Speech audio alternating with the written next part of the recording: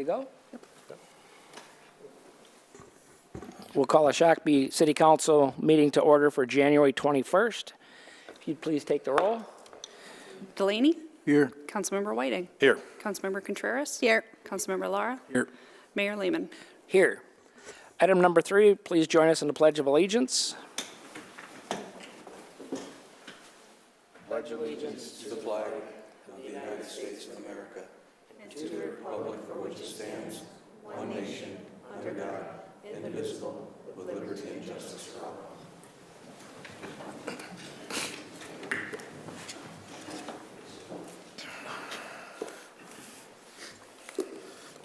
All good over there? Yes. Item number 4, approval of the agenda. Any changes to the agenda? Nothing from staff, sir. Council. Wishes of the council? Councilor Contreras? Thank you. I'd like to make a motion to approve the agenda. Is there a second to the motion? I'll second. Seconded by Mr. Lara. Discussion on the motion? Seeing none, all in favor say aye. Aye. Opposed? Motion passes. Item number 5 is our consent agenda. Any changes to the consent agenda? Mr. Whiting? Pull 5G, please. FG, 5G. Any other changes from council? Nothing from staff, sir. With that, I can make a motion to approve the consent agenda as modified. Is there a second to the motion? Second. Mr. Delaney has a second. We'll take turns. Any discussion on the motion? The motion is to approve the consent agenda as modified, removing 5G. Any other, Mr. Reynolds, please read the consent. Mayor, members of council, these are the consent agenda items for Tuesday, January 21st of 2025. 5A is the public and roadside memorial policy. 5B approves change order number 2 for Canterbury Commons internal roadway improvements. 5C is a memorandum of understanding with the Hennepin County WMD Tactical Response Team. 5D approves the City Council meeting minutes. 5E is a settlement on professional fees for Sand Venture design work. 5F is an order of abatement of a hazardous property and building at 2405 Jennifer Lane. 5H is a maximum vacation accrual MOU for the Shakopee Police Captains and Sergeants. 5I approves plans and authorizes bidding for the 2025 pavement reclamite project. 5J declares one squad car as salvage property and authorizes its disposal. 5K accepts the voluntary dissolution of the Shakopee Fire Department Relief Association. 5L approves a purchase agreement with the Vasala for weather stations, and 5M accepts proposal from Alliant Engineering for MDOT Safe Road Zones grant. Thank you, Mr. Reynolds.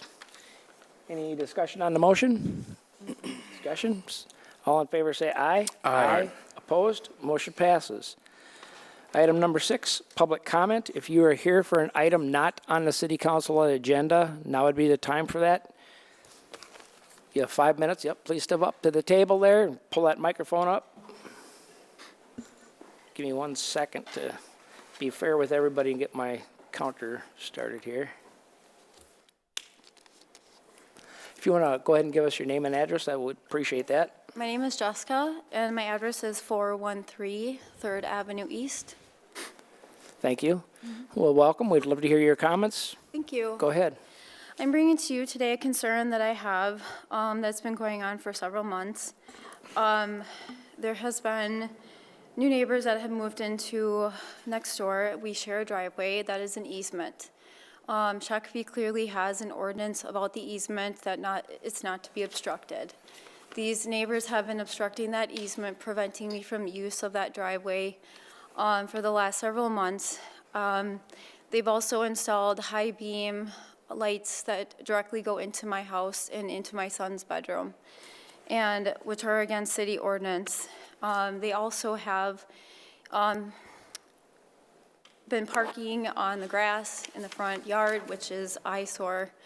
There's been several incidences of violations of state law that they have done. I have reported everything to the Shakopee police. I am now told by the Shakopee Police they will no longer respond to any of my calls. As of last week, January 15th, January 15th, these neighbors followed me, threatening behavior to my garage. I was outside to do yard work and snow removal, and I called the Shakopee Police and asked specifically on the 911 call for help and to have them escort me from my detached garage, which is by my alley, to my home because I didn't feel safe. These people have been videotaping in my house through my windows, and I don't feel safe, and I don't feel supported by the Shakopee Police. And I'm backed into a corner, and I'm feeling like the next logical step is to come here to beg you to do something about this. I am taking care of the civil issue on my end, but the ordinances and the laws that are being violated, Shakopee Police have clear abilities to handle those, and they are there to serve and protect. And you state in your little pamphlet that you're here for a safe community, and it doesn't feel like it. And I'm on the verge of a lawsuit, and I don't want to go down that road. I just don't. I'd rather resolve the issue and move forward peacefully with everybody and move safely in my life and continue on, but I don't feel safe in my home. I don't feel safe being around my home because of these people. And I don't feel supported by the Shakopee Police. I feel abandoned. Thank you. Thank you for your comments. Is there anybody else in the audience that would like to address the city council on an item that is not on our agenda? Now would be the time to come to the table. I would love to hear your comments. Is there anybody else that would like to address council? Okay. Thank you. Moving to item number 7, business removed from the consent agenda. Let me back up. Let me just explain that our policy is to take citizen comment, not necessarily to sit here and find a solution tonight. So just want to let you know that's a current policy. So thank you for your comments. Item number 7, business removed from the consent agenda, 5G by Councilor Whiting. Mr. Whiting. Thank you. Mr. Mayor, this is something I've pulled in the past. My attempt is to get back to regular order on specifically the interview committee. This is to interview boards and commissions for our city council, and that's always been seated by city council members, and it rotated. So with that, I would make a motion to approve the mayoral appointments with the change of adding Councilor Lara and Councilor Contreras as the interview committee. Okay. Is there a second to the motion? I'll second. And I will say that was my oversight. I totally just oversighted it. So my thank you. bad there. I appreciate you bringing it up, Councilor Whiting. Any, Mr. Just so we're clear, the motion was to add those two council No, members. to change. Just want to make Yeah. So the change in, the motion is to approve what's in front of us with one change, putting Councilor Lara and Councilor Contreras on the interview committee instead of currently myself and Councilor Delaney. Correct? Is there all okay with that? Is that correct? Yes. Okay. Are you two okay with that? All right. Any discussion? Discussion? Seeing none, all in favor say aye. Aye. Opposed? Motion passes. And thank you again, Mr. Whiting. That was my oversight. No problem. Item 8A is a public hearing. Public hearing for street reconstruction plan. Motion to open a public hearing would be in order. Mr. Lara. Make a motion to open the public hearing. I'll second. By Ms. Contreras. Discussion on the motion? Discussion? All in favor say aye. Aye. Opposed? Public hearing is now open. Good evening, Mayor and council members. Tonight we have a public hearing on a 5-year street reconstruction plan. A little bit of a background without necessarily rehashing the full discussion, but last year during the budget and the CIP process, we talked about the growing need for additional funding to maintain our existing city streets. My understanding from that discussion is at least some of the city council members wanted to consider all the options when it comes to funding, which would include bonding. What is being recommended to the city council for approval tonight includes the adoption of a street reconstruction plan and declaration of intent to reimburse project expenditures through the issuance of bonds, which would allow the city to utilize this funding option now or in the future. In the presentation tonight, I'll cover what is required to provide us with that authority and then the benefit of doing so. State statutes provide the city the ability to issue bonds for street projects. They fall under two different authorities, so we can't just issue debt for anything. It has to fall under one of these two authorities. The first one would be Statute 429, which would allow the city to issue bonds if at least 20% of the project is being paid for from special assessments. However, the majority of these projects, specifically the mill and overlays, don't meet this requirement as they're not assessed, which means if we were to issue bonds, we'd have to issue them under Minnesota Statute 475. That statute requires the city to adopt a street reconstruction plan covering a 5-year period. Additionally, the city must hold a public hearing on the street reconstruction plan, which we're doing tonight, and the plan must be approved by 2/3 of city council. The debt issuance would also be a subject to reverse referendum if petitioned by 5% of the number of votes casted at the last election.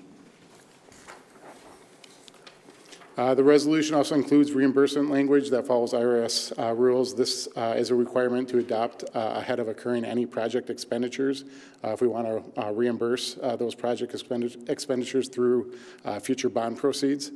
We have been including this language in a number of our street project resolutions, so it's not necessarily anything new, but this does allow us to reimburse any project costs of the street reconstruction plan during the reimbursement period, which could be up to a 3-year period. And then again, any of the projects identified in this street reconstruction plan would qualify. The street reconstruction plan includes the annual mill and overlay and reconstruction projects for each year of the next 5 years that were included in our CIP plan. In total, this is $34.26 million in projects. We have included the CIP project sheets for each project as part of the street reconstruction plan. So again, no new projects from what was listed in the CIP. The full amount has been included in the resolution and the declaration of intent to issue bonds. So $34.26 million would be the maximum amount over the 5-year period. However, if we decided to move forward with a bond issuance, we'd really only bond for what we needed to. So we'd probably be more in the range of $5 to $10 million versus that full $34 million that's listed there. So why do this? So first and foremost, this does not obligate the city in any way to do any of the projects listed or issue bonds at all. Each of those would be separate decisions made by the city council. But what it does do is it provides the flexibility on the amount and timing. We could move forward with a bond issuing process at any time over the next 5 years, or again, never at all. This gives the opportunity on an ongoing basis to review our cash flow needs, which are influenced by a variety of unknowns with projects or changes in funding. Possibly there are additional projects that City Council may decide to pursue or project scope changes, and by issuing bonds for one of these projects, it opens up funding for a completely different project. Other considerations might be interest rate changes and whether it makes sense to lower the cost of issuance by issuing with another bond or with a refunding of an existing bond. An example I can give is with our community center ice arena bonds that we have issued. There is a provision in there that we could call or refund those early, so if rates were to drop, maybe it makes sense to do a new bond issue at the same time. And then lastly, the reimbursement language means we'd be reimbursing ourselves with known costs. The alternative would be issuing bonds based on estimated costs or a project bid, all that are susceptible to project changes or project delays or whatever might come up. It also makes things easier from an admin perspective, as typically bond proceeds would be receipted, or well, required to be receipted in a completely separate bank account, as they can't be commingled with funds, and then we do draws as projects occur or project expenses occurred. So there is more tracking and accounting, whereas reimbursing ourselves, it would just be a one-time entry. So tonight, again, this is a public hearing, so receive public input. And then consideration of Resolution R25-006.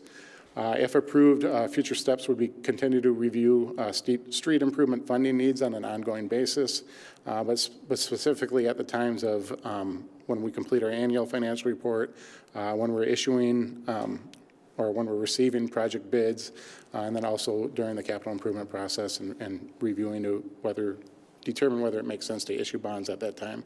And then, of course, another factor would be any interest rate changes. So with that, I can stand for any questions that you might have. Thank you, Mr. Reinhardt. Questions from council or staff? Mr. Delaney. Sure. So this is basically like a placeholder. We're not running out the door to pursue bonds at the present time. We're basically setting the stage to do that. No, absolutely not. And it's not our recommendation right now to issue bonds, as I don't know if we necessarily need them to fill any gaps. But what it does is, a year down the road with a lot of the unknowns that we kind of talked about, maybe there's other projects you want to throw in that, or decide you want to pursue. Well, it gives you the authority to then issue a bond and reimburse ourselves for costs we've already had. So it's just another tool in the toolbox, more or less. Any other questions? A couple of questions that I had. Minnesota statute 475.58, as you pointed out, is for street reconstruction, not street maintenance, correct? The projects that we have, like the mill and overlay, that would qualify. So it's that qualifies, but the crack seal and chip seal is not. Yeah, so with those type of projects, they're usually not as higher dollar amount. So, and really with the 35 million worth of projects we have identified in there, I'm not sure if there would be a need to really look into throwing any more projects than what's identified already. And then the other question that I had was, under the IRS regulations, 18 months after the project is complete or 3 years after original expense was made.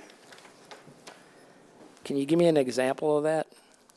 Yeah, so 3 years would be the max after you've spent the money, but if you had a project that lasted 3 months, you'd have 18 months from the completion of that project to issue bonds. So it's whatever's. So that project 4 years ago doesn't qualify. Correct. Does. Or 3 years after original Maybe expense? it's the other way. 3 years. That's a better way to say it, yeah. Yeah. But 18 months isn't 3 years. So I'm trying to understand that better. What's that? Essentially, the projects take a long time. Right. Some of them do. And so Yep. what that is, either 3 years after the project, 18 months after the project is completed, or 3 years after the original expense was made. So you can pay it at the beginning, and it could take a year to do the project. The key is then you have either the 3 years or the 18 months. Got a quick question. So as far as the funding, this is basically covering the capital improvement fund portion of it. We're not doing like the storm drainage special assessment. Okay. Yeah, it would just be capital improvement. Correct. It doesn't include, the SPUC cost in some of these, but we are including the assessments.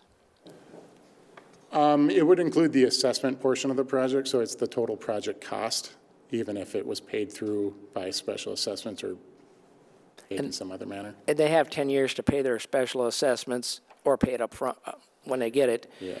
Or something in between. But where does the dollars coming from the special assessments go then if the bond's paid off the project incomplete?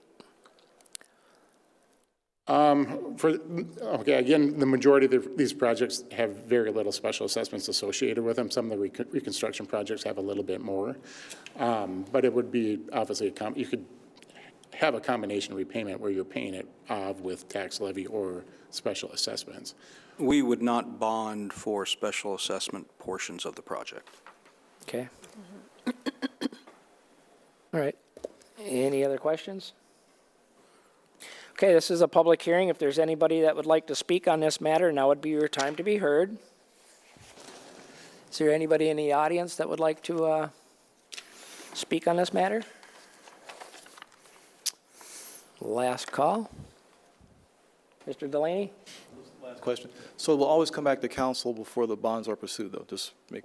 Yeah, we would be required to get approval from council. And then it would also require us to basically give a 30-day period before we were to issue bonds, which would allow for this reverse referendum as well. And I believe the 2/3 vote would be required on the bonding piece of that too, and not just the street reconstruction project or plan. Do we have clarification on that matter, Mr. Thompson? Mr. Mayor, I'm not sure it's the question, but The question is, do you need 2/3 vote to sell bonds on a project later down the road if we approve this tonight? not that I'm aware of. Unless this is, I can check with our bond counsel, but this statute that you have tonight requires 2/3 vote on this action. If this action is taken and the bonds are sold, they come back, I don't think there's a 2/3 requirement, but I'll double check on that action. Okay. Yeah, if I can just say one thing to that. So I have been working with Jim's colleague, Julie Eddington, who's our basically the bond counsel with Kennedy and Graven. So she's the one that I primarily work to craft this resolution and this street reconstruction plan. And did you ask her if it would need 2/3 individually? I'd be happy to follow up with that. Okay. Is there anybody in the audience that would like to address this issue? It is a public hearing, so please step forward if you'd like to make comment. Mr. Whiting, I think we ran out our votes on that, so I will motion to close the public hearing. is there a second? Second. Second by Councilor Contreras. Discussion on the motion? Discussion? All in favor say aye. Aye. Opposed? Public hearing is closed. Mr. Whiting. I like having options, and we know we have a lot of projects out there, and we'll have more, but we knew we were coming up to a bubble. We've talked about this for years, how we were going to pay for it. Here's an option. We don't know if we'll need it, but all we're saying is that we're going to leave that option open. We'll be ready. Yep. So with that, Yep. I'll make a motion to adopt Resolution R 2025-006, a resolution adopting a street reconstruction plan and declaring the official intent of the city of Shakopee to reimburse certain expenditures from the proceeds of bonds to be issued by the city. Thank you, Mr. Whiting. Is there a second? Second. You are loud. Give lessons on that. For 2 years, I've been asking him to move his mic forward, and We'll get there. nice job, Mr. Delaney. Thank you. All right, any discussion on the motion? We have a motion and a second. Discussion on the motion? Good. I have some concerns with, I don't know if this is time sensitive. Is this time sensitive? Does this have to be passed now? Can it be passed in 60 days? Who would I ask that question to? It's not time sensitive. I don't believe it needs, it has, before you sell the bonds, you'd have to Right. adopt Okay, do we this. have any plans on selling bonds in the next 60 days? No, sir. Okay. You want to think about it? Well, I do. There's a lot of pieces floating around between the federal and state right now that I kind of would, I'm not necessarily against this. I would just like to let the dust settle with some of these things and see what happens. I mean, we don't have a debt ceiling increase. The federal government's operating on extraordinary measures. Well, the state is another separate thing. It's possible they might have like a 30-day session. We don't know if they'll have a special session after that. They didn't do bonding in 2021 or 24, so they're way behind on some mandatory improvements, mostly water quality items. And it's going to take a lot of both sides to come together at all levels to pass funding bills and bonding bills. So, How does that affect this? well, if that doesn't happen, and if there's a loss of highway funds to Minnesota, which there's a bill that does that at the federal level, if these things happen, it might change what some of these priorities might be. And I think it would be prudent just to take a breather for a couple minutes. Yes, Mr. Thompson. Mr. Mayor, just so it's clear, The reason to do this has nothing to do with issuance of bonds. The reason to do this is if you decide to issue bonds after adopting this, it's subject to a reverse referendum, but you don't have to go to the voters first to issue the bonds. That's the only thing that this does, is it allows the city to issue bonds without going to the voters first. The other thing it does is it sets out what our road plan is, and that road plan could very well change if some of these other things happen. Well, So- the road plan changes all the time. Right. As you know, Mr. Mayor, the CIP, only the current year is incorporated into the budget, and we do fluctuate things down the road. This is merely a way to give us another option, and this is something both you and Councilor Delaney actually were Yep. Except- tasking us to do as staff. Yep. And so we took that to heart, and we went out and we saw what it was required to put bonding on the table for these projects, and it doesn't change anything other than gives us that option if the council decides to at some point in the future. Yep, I understand that, and we have used bonding in the past, over the years, and I've been supportive. I've always been pretty supportive of road projects. Even when they're tough projects with, a lot of people in the audience that are smarter than engineers, so they think, right? But it wasn't for this duration, it wasn't for this amount, and the historical precedence of things that are happening right now is much different than ever in the past, so, go ahead. Thank you, Mayor. So someone did ask the question earlier, and I saw their answer, and I thought it was very well said. Establishing the plan will allow flexibility, the need in this time of uncertainty, the one that you're talking about, Yep. which proactively puts this in place to be prepared. So all we're doing is just, Yep. being I prepared, understand. nothing else. I understand. Wouldn't this take the uncertainty off of staff saying, hey, we got this in our pocket? We don't have to be scrambling trying to do this. We still want them to scramble for things like grants and things like that and opportunities, but we have this project, our CIP is covered. Yeah. And, I mean, if you wanted some time, I would consider retracting my motion for 60 days. I would feel much more comfortable with that. And then bringing it back, Absolutely. once, 60 days is good enough? I mean, I any think so. problem with staff with 60 days?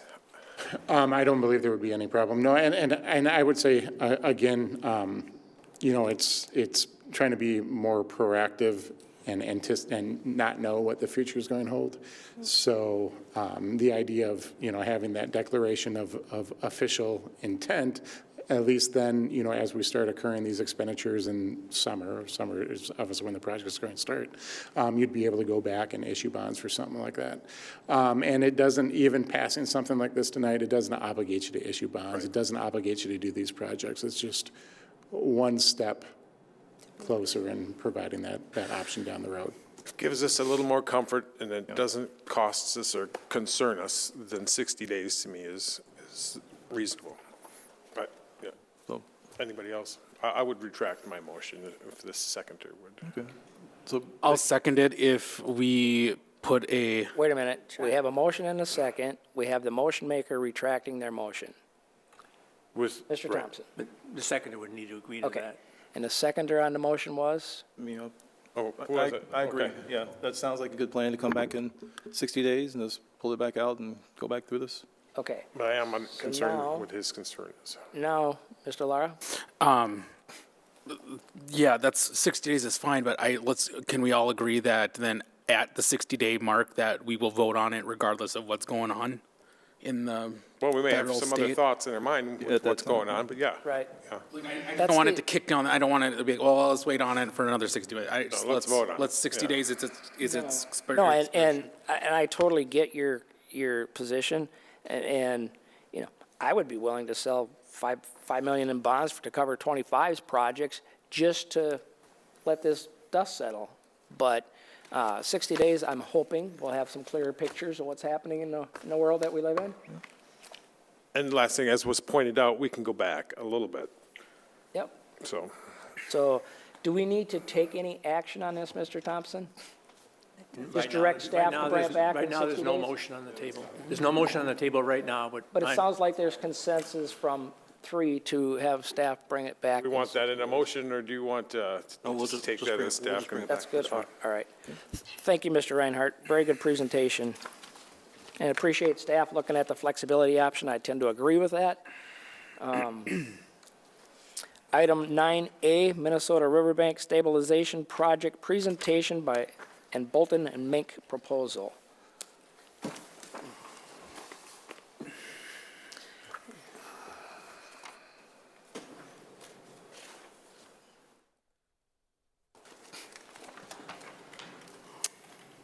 Thank you, Mayor and Council. I'm here before you tonight to give you an update on a few projects. The first is our Riverbank Stabilization and Parks Integration Project.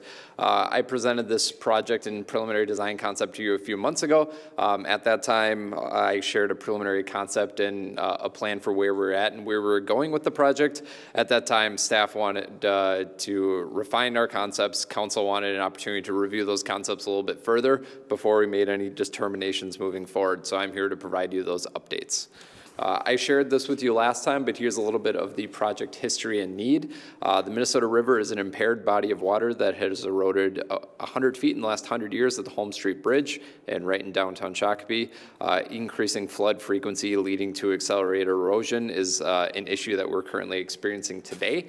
Less than 1% of the water that's flowing through the Minnesota River in Shakopee is actually flowing from the city of Shakopee, which means that this is a regional issue. It's not just a city of Shakopee issue.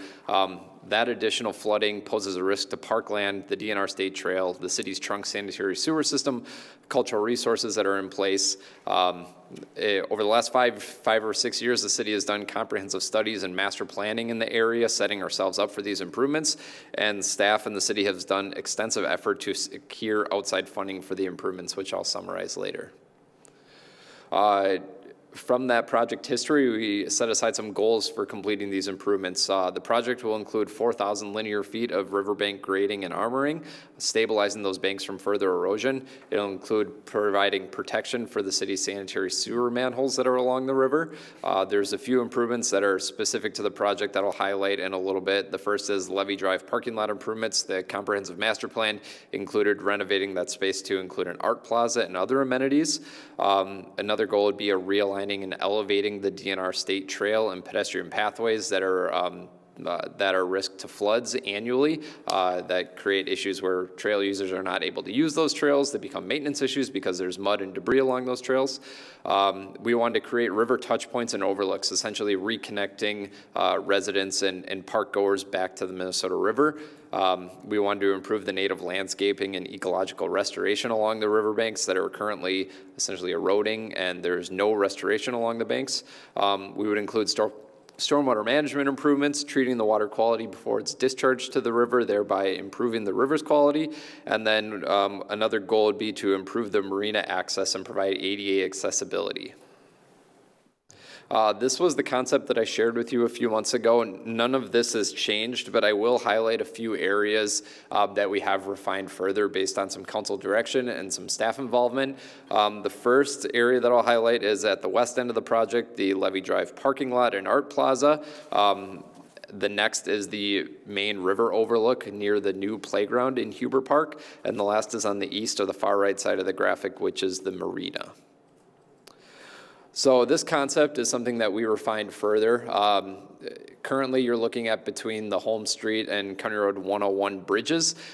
This is currently a parking lot today. It's an underutilized parking lot. It's used as a trailhead for snowmobiles or bikers that access along the Minnesota River Trail, but really it's not being used by residents for parking. Maybe some larger events, there are times that people are parked there, but the parking lot and space is underutilized. So the comprehensive master plan identified using this as an area to reconnect people back to the river, providing overlooks and also providing an art plaza area and ways to activate the space. So this concept, what it shows is removing the parking lot and constructing a cul-de-sac at the east end of Levee Drive. So if a larger truck or delivery vehicle gets stuck going down Levee Drive as a one-way road, they're able to circulate and navigate back out. But the main point of the cul-de-sac would be to add space for different areas like food trucks that could park along the cul-de-sac, and then there would be some areas for pedestrians and residents to be able to access those food trucks and provide seating areas outdoors.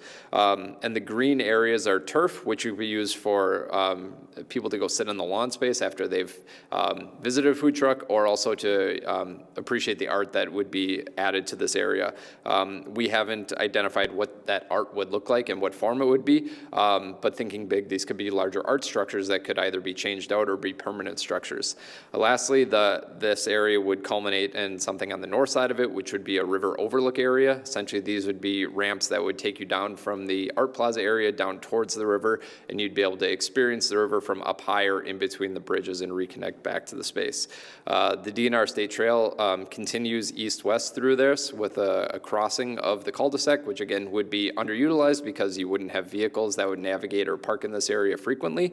And one part of the parking I'll share with you on another slide is where the parking area gets made up, essentially. Do we want to maintain the same parking spaces? And I'll show you how we could accomplish that. So before I go on any further, I'd like maybe to stop and pause here. So if there's council reactions or thoughts, I can take those questions at this time. Yes. Mr. Lara? You said you're going to show us if we don't change parking?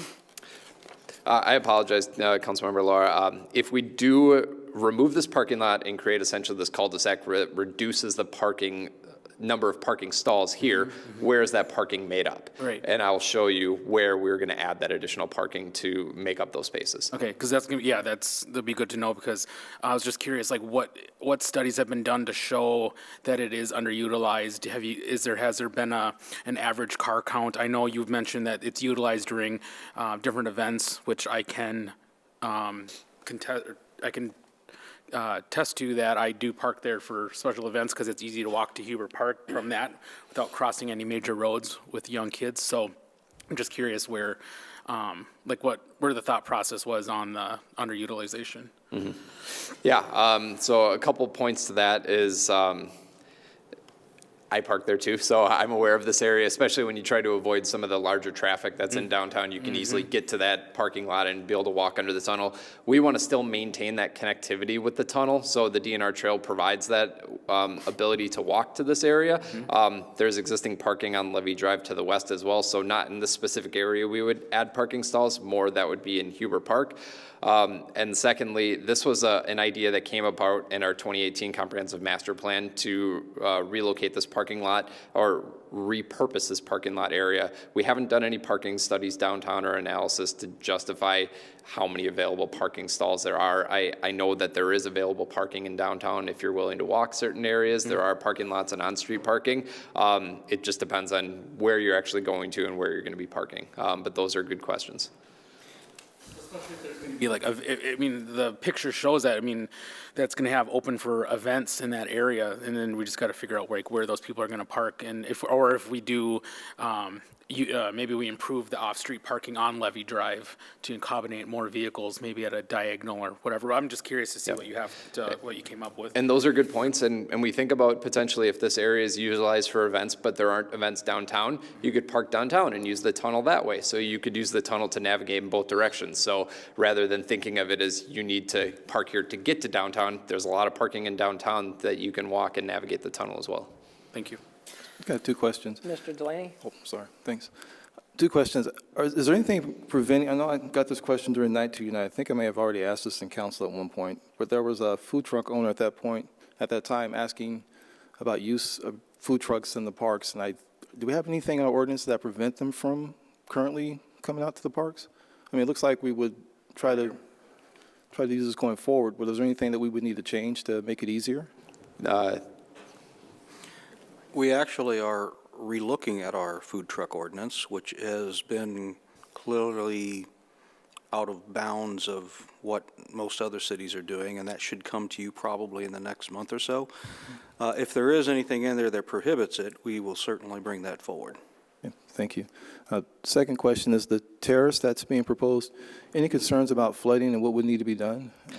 Thank you, Councilor Delaney. This area is actually elevated above where Huber Park is, so this would be completely above the 100-year floodplain. Thank you.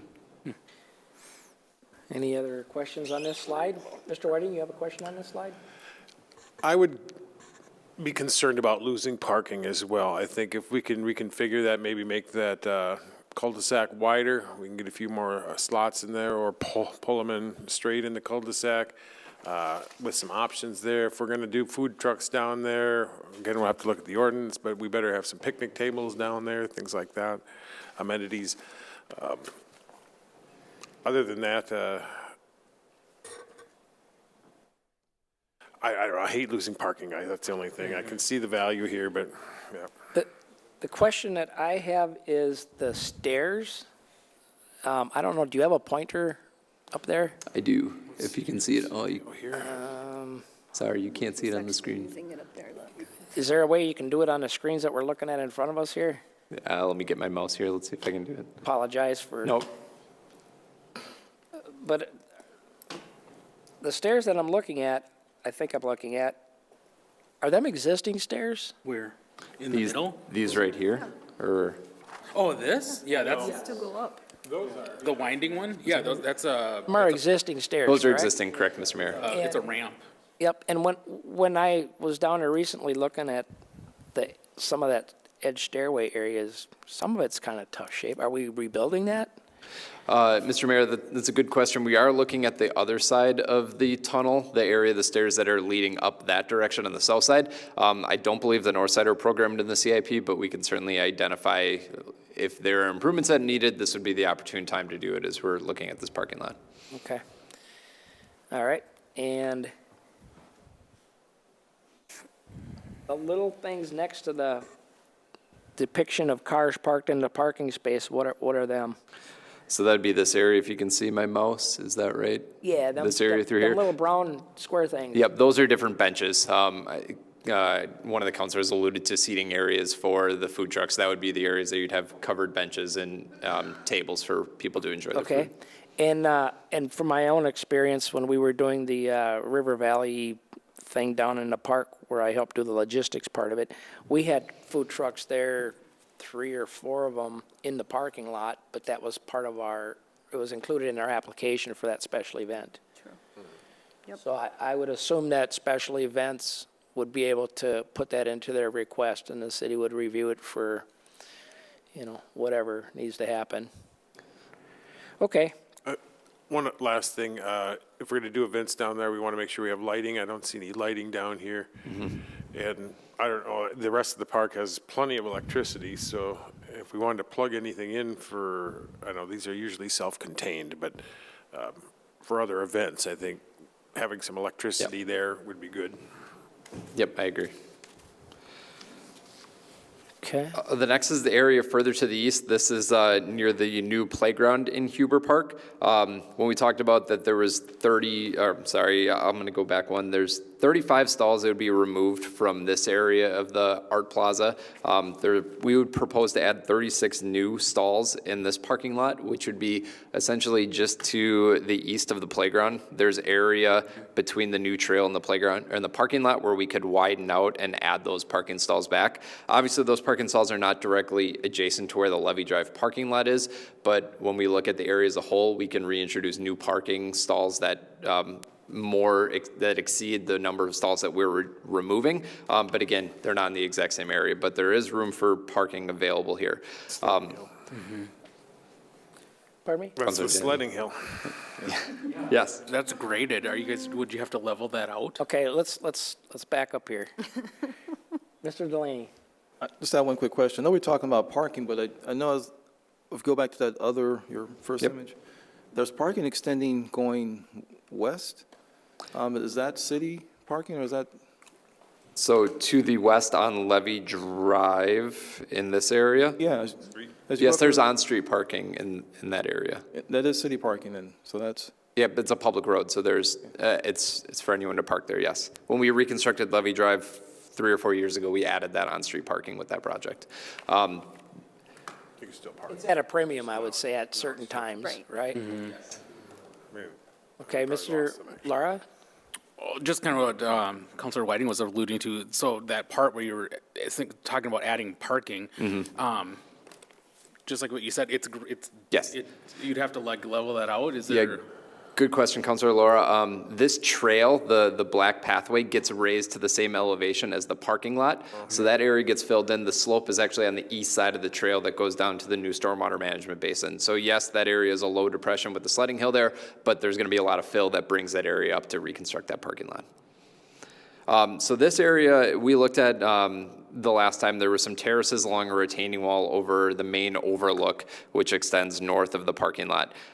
We looked at reusing this space to lower the retaining wall that's along this primary overlook. The area where you see lots of trees here, essentially that's going to be a lawn garden area with a shade structure. It's not identified in this exhibit, but that was an idea that was brought up at the last council meeting where we presented this, having some sort of shading or a structure there to be able to gather and use that lawn space. So we are talking about ideas to potentially bring art into that structure. We haven't detailed that much further, but that would be part of this next phase of design, is what that shade structure actually looks like. Mr. Whiting? There's some full-growth trees in there. Those are mainly for schematic. More than likely, there won't be trees in that area. They could be scattered along the lawn area, but not. And we're going to cut down the good trees to put in new trees. There will be new trees planted throughout the park. We just haven't identified those exact areas. We want to ensure that they don't conflict with use from park goers, but also in right areas where they can grow and thrive as well. Then the concept that I do want to show you is these terraces that extend down from the main DNR State Trail. Essentially the black trail that's shown on this exhibit, that's the new realigned DNR State Trail that goes through the park right now. So when we have flooding, that trail is not being able to be used because it's covered with water or mud. This trail gets elevated about 5 feet so that it's above those flood waters up to about the 25-year flood elevation. And then there's a secondary trail, which we'll call the river access trail, the low river trail, which would take you down closer to the water's edge. And these terraces will provide seating areas that you'll be able to access from the trail. So essentially the concept and the goal with this is to provide areas where visitors to the park can actually access the water at certain times through the year. Some of these terraces may be inundated with water where you may not be able to access the low areas, but depending on where the river elevation actually is, this will allow you to connect down to the river. Having the low river trail as well, being not the DNR trail, it allows our public works staff to be able to clear that area off if it does get inundated with water and mud while still keeping the main trail open. We're able to design this trail so we can get actual skid steers and equipment to push that mud and sediment off the trail and still be able to maintain it appropriately. So if we call this a fishing pier, we might be able to get into some new grants. I think you can catch large catfish in this area from what I've heard. Potentially, that is one of the big ideas that came out of the master plan, is people could be fishing down here. You could definitely envision people bringing fishing poles and stand on the riprap along the river or on those terraces as well. Let's try and put some design elements that maybe go with that, is my thought. It's a good suggestion. Alex, question I have is, I'm looking at the next page in our council packet, picture-wise, this one right here. Yep. And when I look at the picture you just put up and I compare it to this, it looks, the terraced area is straight back from the parking lot, where your other picture that you had shows it really close to the straight trail down to the river from the pavilion or band shell. So has something shifted here? Yes, and thank you, Mr. Mayor, for that. And I wanted to point out that this was that older exhibit that I brought forward to you a couple months ago, and we have made some refinements. Main reasons for shifting that terrace to the west is that it decreases the retaining wall height for the river overlook, so it saves us cost in funding the project. By having a sloped area from the retaining wall down to the terrace, we're able to take advantage of grade and lower the wall height. This also connects people to the terraces basically where they are. So if you're leaving the playground area, this will provide a main trail connection right down to the terraces and the low river points. Also, if you're using the lower river trail, you'll be able to access those terraces directly from the trail, as opposed to in this exhibit, that lower trail, if you're walking on it, you'd have to walk up the trail and then back down to the terraces from where it's located. So this provides additional connectivity for park users, people that are recreating, that can stop and take a break along the terraces, access the river in different areas, and then it also saves us costs and height of that retaining wall construction. So is this the final design, the latest design, I should say, to where them terraces are further to the east from the original? Mr. Mayor, nope, this is the older exhibit. Okay. These next exhibits that I'm showing you are refinements from Okay. that previous version. me see So if this I is what staff's recommendation is. So let me see if I can find that in here. Because I went in order. I thought your presentation would go the same order as what we have here. It may have printed wrong. This is the same presentation I tried to put in the packet, so if it's not following with you, I apologize. It's his meeting, you got to follow him. So, and the dark trail is the DNR trail? That's correct. If I may, Go you ahead. said that's going to be raised 5 feet, but it's not going to be raised, it's just at that level as 5 feet above They where it moved up the was. hill 5 feet. Yeah. okay. That's correct. I Sorry, Mr. Mayor. apologize for the confusion on that. Essentially, it's dirt's going to raise that up Yeah, with grading and embankment. Essentially, the river bank looks like this. We'll be softening that bank and then raising it by extending the trail further away from the river. It'll be higher up with that grade. It'll be up the current hill that's there? Correct. You got it. Okay. All right. Any other questions on what's before you right here? Let's move on. Okay?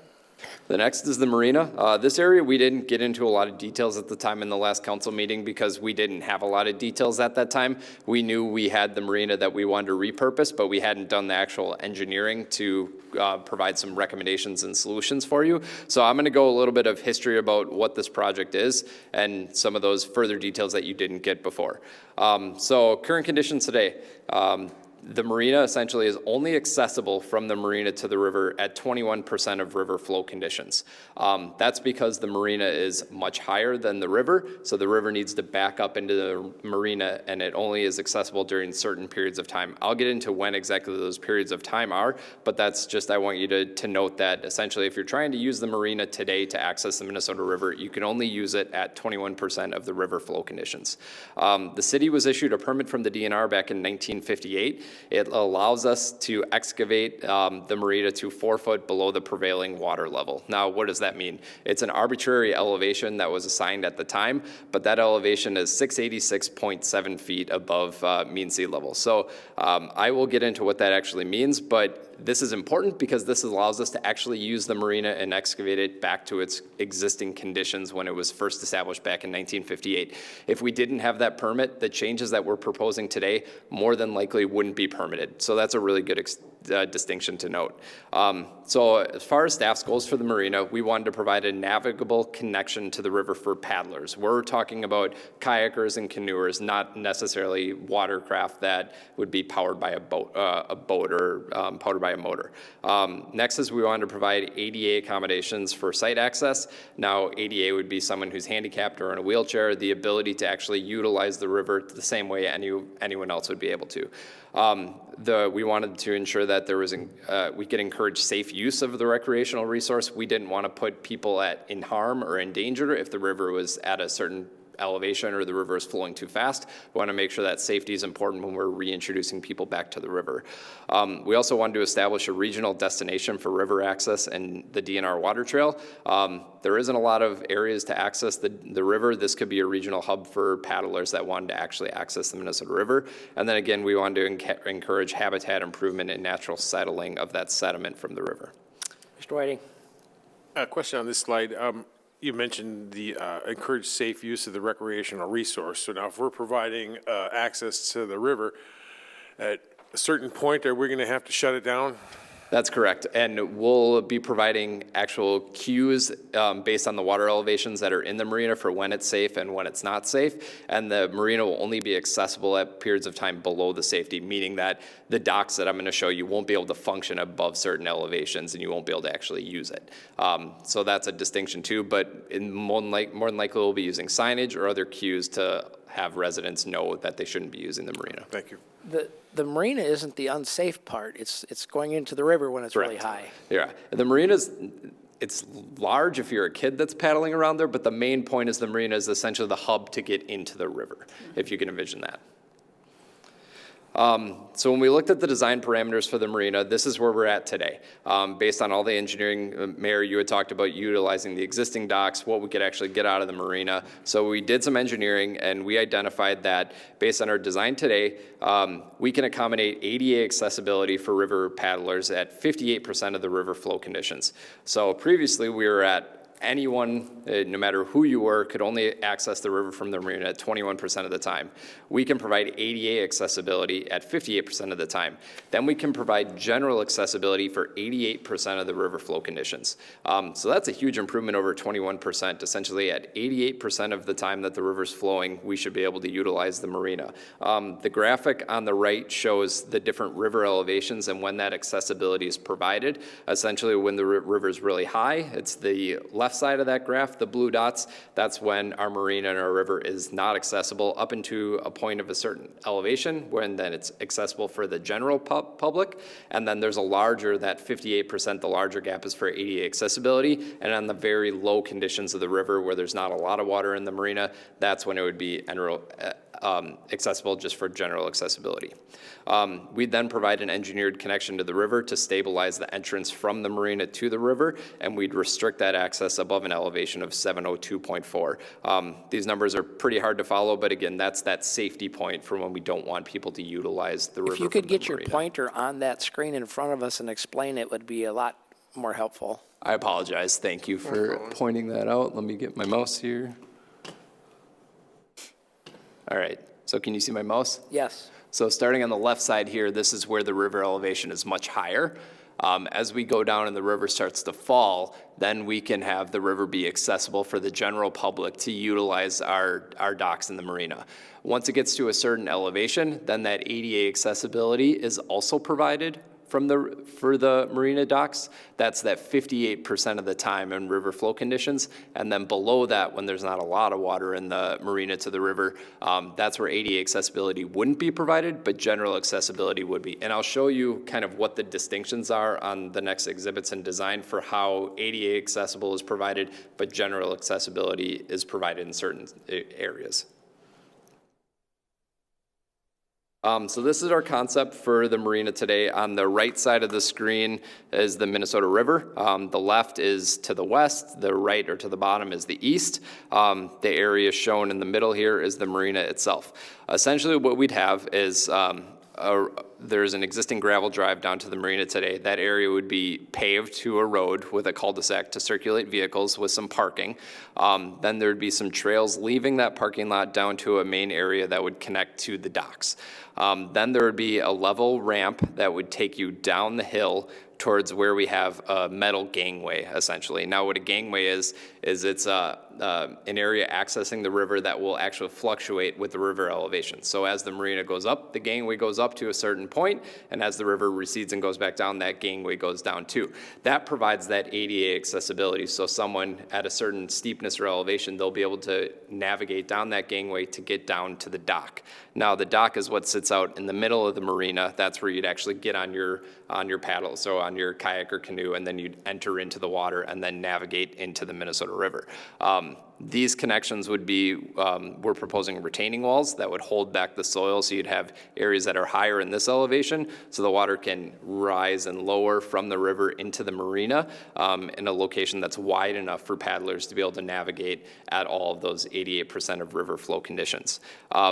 If you didn't want to use the ramp or the gangway, let's say you are using a tandem paddle and you can navigate down steps, we'd have concrete steps that you could navigate down the hill, essentially, into the marina. You could do that when the water's really low, essentially, and the gangway's not accessible. You could just walk down to the area where it's only 4 feet deep at that point and navigate right from the concrete steps into the marina. There's some other points here. This would be another overlook that's shown in tan that you could access and view the river from both the east and the west. And also this area is much higher down from where that marina connection is. Before I stop and take questions, I'm going to show you this is one concept for what a gangway and a dock could look like, especially for ADA accessibility. Essentially, what's shown on the left image here, this is that gangway that would raise and lower at certain elevations as the water in the marina rises and lowers. So you'd be able to walk down, carry your kayak down the gangway. This would be kind of an ADA accessible launch. So there's different railings that you could bring yourself right to the edge of, get into your kayak or canoe, and then go down a gentle wrap down into the water, and then have handles to pull you back up as you exit back into the marina as well. This is one type of dock system that's there, there's ample different options and variables that you can look at when we're looking at different accessibility. I just wanted to show you a concept of what you'd actually be looking at in this example. Okay, So I'll pause there. okay, so questions on this slide? Mr. Whiting? Just to start, this is a little different from our concept plan that we've seen in the past, because I think we wrapped around the other side a little bit. I like the idea of the gangway. It changes the water level. You can get in there wherever you are. And the other side, part of it is you've changed the overlook.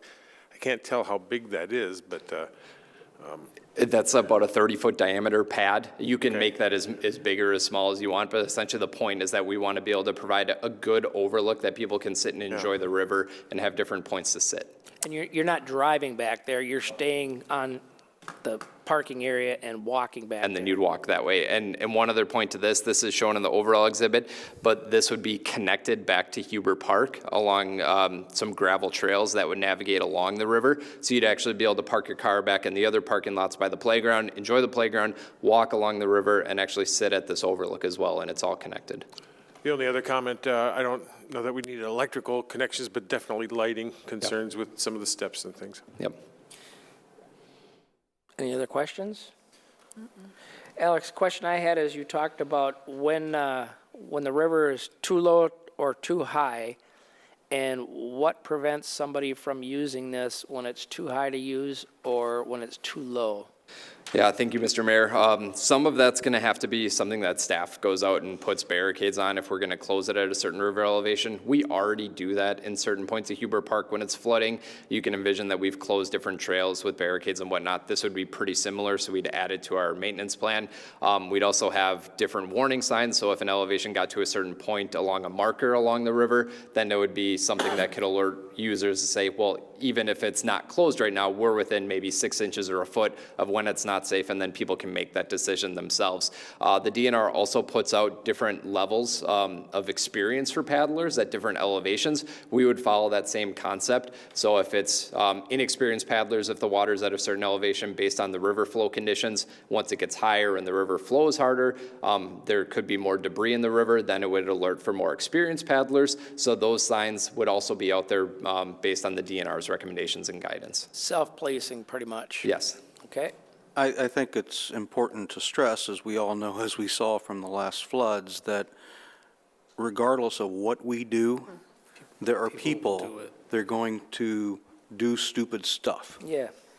And, you know, even during the flood, we had police officers out down at the Huber Park telling people to get out of the water. It was during flood, and it was nasty water to begin with, and they had their kids in it, so. We could make an ordinance. Yeah, well, I mean, that's just the reality of it. Put a It's- stop sign there like that. People are going to do things but we will do everything in our power and make sure that they understand that it's not acceptable and that it is closed. That's the reality of it. Mr. White? Any educational signage, because this is a dangerous river, I don't want to miss something, whatever we can do to make sure people are safe. Proceed, sir. Project funding, we touched on this a little bit, but I've listed all of the outside funding sources that the city has received to date. This is a total project cost of $17.5 million. Over 78% of that overall project cost has been from outside funding, whether it's from the state bonding funds, the EPA grant. Recently, we received an LCSCMR grant for over $1.4 million. The $350,000 DNR recreational grant, that goes explicitly for the marina improvements and explicitly for the ADA accommodations. Oh. That is what we put in our grant application. So that $350,000 is only contingent if we proceed with the marina improvements that we just talked about. And then the watershed grant is for different water quality improvements. The LCCMR grant, it says recommended to be funded. So that is because it still needs to get approved by the legislature. We're recommended in the funding package right now, so essentially it just needs to go through the legislative process to get included in their budgets. They got to get to work. And it's targeted for 2026 for when we get that funding. Mr. Delaney? Quick question. There's one that's not listed on here, but it's shown on page 101 of our packet. It says Marina for $1 million. What's the funding source for that? Or what's? The name Yes. versus. So I only listed the outside funding. Part of the marina is funded by park dedication funds or other internal city funds as well. Thank you. Those are in-house. So next steps and schedule, I'm here to collect council feedback on the revised exhibits and the overall project. After that, I'd look to have council authorize approval of a proposal from Bolton and Mank to complete the final design and permitting. Essentially, that'll get us through this year to the point that we can bid the project and then move forward with construction. And then again, 2025, we'd go through permitting our funding requirements for those outside funding sources and complete final design, and then 2026 would be bidding and construction. Is there a certain aspect to this plan that the LCCMR is particularly connected to? Thank you, Mr. Mayor. That's essentially tied to the river armoring and bank stabilization. Okay. I got a little feedback on that. I was, had the opportunity to take a riverboat trip with some of our watershed districts, and they talked about the sediment, and I think we said 1% is Shakopee, but if 1% fixing up the river and helps on the sediment, and slowing down the water runoff from our storm sewer is going to help reduce phosphates and sodium, and the big thing is the sediment, and you can see it in the river. It's just those suspended things that just need to settle out for a little while. Am I missing any chemicals, I'm sure, that we're going to try and save? No, essentially the Minnesota River is impaired for sediment is the main contaminant. Right. A lot of that is the agricultural fields that are upstream of this watershed in Iowa or southwest Minnesota that contribute to that, and the erosion. But 1% is. Okay, it is a needs good to be deal. noted that the water, that stormwater runoff that Shakopee puts into the Minnesota River is cleaner than the water in the Minnesota River. We are actually helping downstream with cleaner water We slow it down. currently. I was going to mention your point that you make all the time on that, Mr. Mayor, because you're That's- exactly correct. That's a true fact, yeah. And I like your further comment where you go, we should charge them for putting clean water in the Minnesota. We're making the river cleaner From Blue downstream. Lake? We really are. So my concern is if that dollars don't come through and it's part of the stabilization of the bank, we're going to have a shortfall. So, Mr. Delaney. That was my same question was, I mean, the goal is to stabilize our riverbank, basically protect our infrastructure. So as this project rolls out, if we do run into a shortfall, is there opportunity to pull some of the, I guess, amenities? Or are we just kind of locked into what's presented? Yeah, thank you, Mayor and Council. As we get through final design, we'll be able to have a better cost estimate to determine what funding sources are tied to which components of the project, and then where those components lay into with our budgets. Certainly, if we start to exceed what our budget amounts, Council will be seeing this project again several times, where we talk about if we need to scale back portions of the project, we could certainly do that and allocate those for future projects. But these outside funding sources are largely tied to the park improvements, the riverbank stabilization, and the sewer protection. The LCSMR funding, we're essentially secured at this point. It just needs to go through the process, but looking at past years, those projects that were recommended for funding were actually funded. So I'm not as concerned about that grant per se, but if that grant doesn't follow through, then yes, we'd have to increase our storm drainage funds that are tied to the project. In the previous CIP, before we got the LCSMR grant, we had more storm drainage funds associated with the project. When we got that grant, we decreased what that share was. So essentially, we'd go back to what we had proposed back in the 2023 to 2027 CIP. Thank you. Mr. Lar, you have your hand up? Yeah, I mean, I agree. I think it might be a good idea to, when this is all getting drawn out, that if there's a list of amenities or project ideas that can be eliminated should something happen that we don't get the funding that we need for it. Just kind of like things that are easy to remove from the project, that are kind of like not as essential. Yes. Yeah. Thank you, Councilor Laura. The park improvements essentially is kind of what I think you're getting at, and I would agree. The goal of this project is to stabilize the river, protect the resources that we have out there. That's the main goal. There's other improvements that we're tying into this because we included as part of our grants, like our bonding grant, and using some of the city funds. If the project starts to exceed other budgets, we'd look at removing the non as critical items from the project. And page 101 is a good snapshot of a funding scenario where it shows state bonding, EPA, federal grant. Goes all the way down. It's got a total, when you include the sanitary sewer portion, park development fund, park asset fund, you get to that 18.5. So I'm going to be like I am with the Sand Venture. You know, like other council members have mentioned, Mr. Whiting and Mr. Lara, I tend to agree with that. We need to set a hard stop and have alternatives available if bidding comes back. And thank you, Mr. Mayor, and that's, I'm assuming you're alluding to the CIP page that lists all the project costs in the funding table. That's what was adopted recently by City Council in the 2024 and 2028 CIP. That's the number we're working off of right now as we develop the project. If that changes, we would be coming before you in 2025 to amend the CIP if there's recommendations, and we'd be talking about how those different funding sources change. But at this time, before we go through final design, that's the target that we're working under. And I'm just saying that the Sand Venture process that we all went through, you know, we set a hard, firm target, and look at How did that work? look at how difficult that was, right? We'll make sure we're staying on top of project costs. The good thing is proceeding with this final design now, we'll be a year ahead of when construction actually happens, where we'll have better cost estimates that we can work under. And if we need to eliminate some of those things, we'll certainly be taking a look at that. And there's also things that council has asked to be considered putting in. Some of it was lighting, electricity, things like that, and there's cost to do that, so.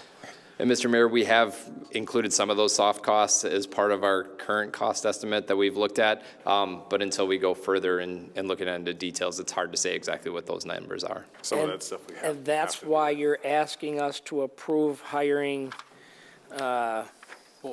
Bolton and Mink to get down into the weeds a little further? That's correct. Okay. Mr. Whiting? Well, I'm glad it's Bolton and Mink. We've worked with them before in the past, and they do great work. And what's exciting is, you know, some of the opportunities we're opening here with kayakers and getting back to the river. And if I'm not mistaken, this is one of our big ideas too, right? That we've been talking about and thinking about and pushing along for a long time now. So I'm excited to see one of these wrap Mr. up. Delaney? Yep. Any other questions? Or my only question is, so are you looking for a motion tonight just on acceptance, or?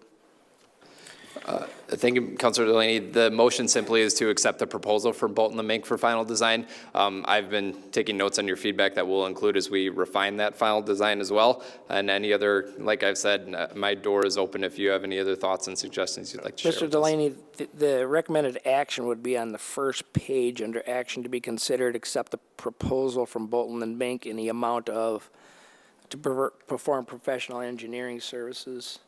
Okay. And with that, I'd like to make a motion to accept the proposal from Bolton and Mink in the amount of $993,600 to perform professional engineering services for the Minnesota Riverbank Stabilization Project. Is there a second? I'll second. Mr. Councilor Lara, any discussion on the motion? I do want to point out that that was a dump. And so we may want to put some extra things aside to. Putting fill on top, not digging holes. We're not, well, we might find some stuff. If there's any artifacts, call me, but we are digging into a dump again, so we're no. What's the dump? It's a dump. No, where was All the along the marina river. or all of that area? Pretty much all over the river.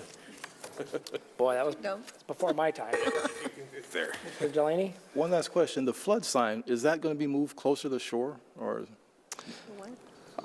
Thank you, Councilor Delaney. Yes, we talked about that. We still have to find a good location in this park where that will be located in a space that people can actually see, that's at the correct elevation and can't be damaged. What was the question? The flood sign that everybody was stopping to. Historic flood. Oh, yes. That was actually found out. Incorrect one. Okay, so we have a motion by Councilor Delaney and seconded by Councilor Lara. Is there any other discussion on this side? No. Good. Over here? No, we're good. Okay. All in favor of the motion, say aye. Aye. Opposed? Motion passes unanimously. The floating bank sign. Thank you, sir. The mayor and council, if I could continue, I'm just going to talk about engineering tonight, so I apologize for that. Item 9B, Marystown Corridor Improvement Project Update. Right in your element, yeah. Thank you. So this is a project that I haven't presented to you other than some kind of concepts and overviews. So I'm going to go into detail on our Marystown Road Corridor Improvement Project, the background of why we're doing the project, the purpose of the project, and also get into the design, look at construction staging as we move forward into extending this project. So a little bit of project history and need. The section of Marystown Road that we're going to be talking about tonight is between 12th Avenue on the south and, 17th Avenue on the south and 12th Avenue on the north. This section of Marystown Road used to be called County Road 15. It was turned back to the city in 2016. From Old County Road to a city street. This is a corridor that's been long studied by the city, and mainly because of the safety issues along the corridor. It used to be a county road. It used to function like a county road. New development has happened. It's not a county road anymore, and it's not operating as such. There's safety and operational issues. The new development that we talked about, there's lack of pedestrian connections. So we're building all of these new houses and new commerce and business, and we have parks in the area, but there's no way to navigate there as a pedestrian. We know that traffic volumes are going to continue to grow as new development keeps occurring to the south, and improvements are needed. That's been demonstrated. Continued on the project history and need. Between 2020 and 2022, essentially the city applied for every funding source you could imagine. We were unsuccessful in a lot of those funding applications for that 3-year period. But in 2022, we applied for and received $3.7 million in federal funding from the Met Council. That grant was essentially tied to safety improvements along the roadway. So the project finally rose to the level that we were able to achieve that funding. Once we got that funding gap figured out, we programmed the project in the CIP and then began design in 2023. The council approved a proposal from SRF for that. While we were doing design, we applied for a local road improvement fund grant from Minnesota Department of Transportation, and we were successful on receiving $1.4 million, essentially, again, tied to safety and those pedestrian improvements. Last year in June of 2024, we met with the public. We met with the business stakeholders along the corridor, Hy-Vee and the area businesses. And then in July in 2024, we had our first open house. We had 50 attendees from the public that attended that open house. We had an in-person event at the community center, but also we collected feedback online as well. Once we received that feedback, we included that in the project design and also the project staging.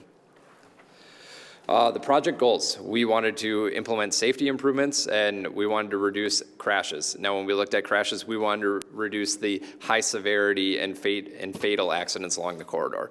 We wanted to make connections for pedestrians that are walking and biking in the area, whether they're walking to Starbucks or Hy-Vee or Tapa Park or Lions Park or Sand Venture or the schools that are along the corridor. We wanted to make those connections.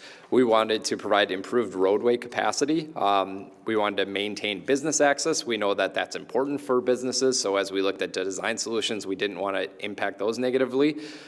We wanted to provide a continuity of traffic control measures. This is a long corridor. We didn't want to go from stop sign to traffic signal to roundabout to traffic signal. We wanted to make sure it was a cohesive corridor so it wasn't confusing to road users. And then we wanted to minimize the right-of-way needs and environmental impacts. We wanted to try to design this project with a smaller footprint that minimized those impacts.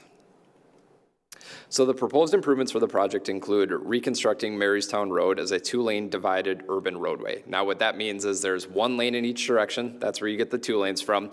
Divided means that there's curb and a concrete median barrier that separates the lanes of traffic. And an urban roadway means that there's curb and gutter. So instead of roadside ditches that would convey stormwater, there'd be curb and gutter and storm sewer. We would include pedestrian trails along both sides of the roadway. We'd construct single-lane roundabouts at the US 169 South Ramp, North Ramp, and Veerling Drive intersection. There's the traffic study that we prepared when we did the analysis of this project identified that single-lane roundabouts would function for at least 10 years. but we designed the roundabouts to allow for, if traffic volumes get above what we expected, that we could do minor improvements to the existing roundabout footprint to add different lanes circulating the intersections at the 169 north and southbound ramps, and I'll show you exactly what those improvements are on the graphic. And then we're going to include bridge deck modifications, essentially separating pedestrians from vehicles, so we'd have a raised concrete barrier between where drivers would be driving over the bridge and where pedestrians would be navigating over the bridge. And again, having those trails or pedestrian accommodations along both sides of the bridge deck. So this is the project layout. On the right side of the screen is the north, so that's the Veerling Drive intersection. On the bottom side of the screen, that's to the east, that large building is High V. To the west is Tapa Park on the top side. Going north-south is 169, and then south is 17th Avenue at the south extents of the graphic. I'm gonna break these sections up and go into details, starting on the south side of the project, so looking at the 169 south ramp. Unless, before I go on, are there any questions? What's the blue patch? Is that stormwater? Thank you, Councilor Whiting. Yes, that's a stormwater management All right, pond. thank you. Go on. Yep. So on the south side of the project, this is the 169 south ramp. This shows the connection to Lusitano Drive on the south, which is a local city street. Essentially, that would be maintained as a right-in, right-out roadway, which was part of the turnback agreement with the county that we approved back in 2016, that be maintained as right-in, right-out. The single-lane roundabout at the off-ramp, which lines up with Windermere Way. There's the new gas stations that's going into the corridor. This doesn't impact those operations. And then the bridge deck is on the right side of the screen. Now, when we talked about those future accommodations that could be made at the roundabouts if traffic volumes were to increase above what we expected, the first option would be to add a northbound right turn lane. So as there's a lot of traffic coming from the south, this would be a dedicated right lane that would get you onto 169 eastbound.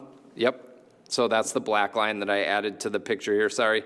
So that would be the dedicated northbound right turn lane onto 169. The second improvement would be carrying a second southbound lane through the intersection. So rather than having one circulating lane for southbound traffic, this could be widened just by pulling this median back pretty easily to add a secondary southbound lane. The traffic study that we prepared showed that those improvements wouldn't be necessary till 2045. Now, that's a big estimation.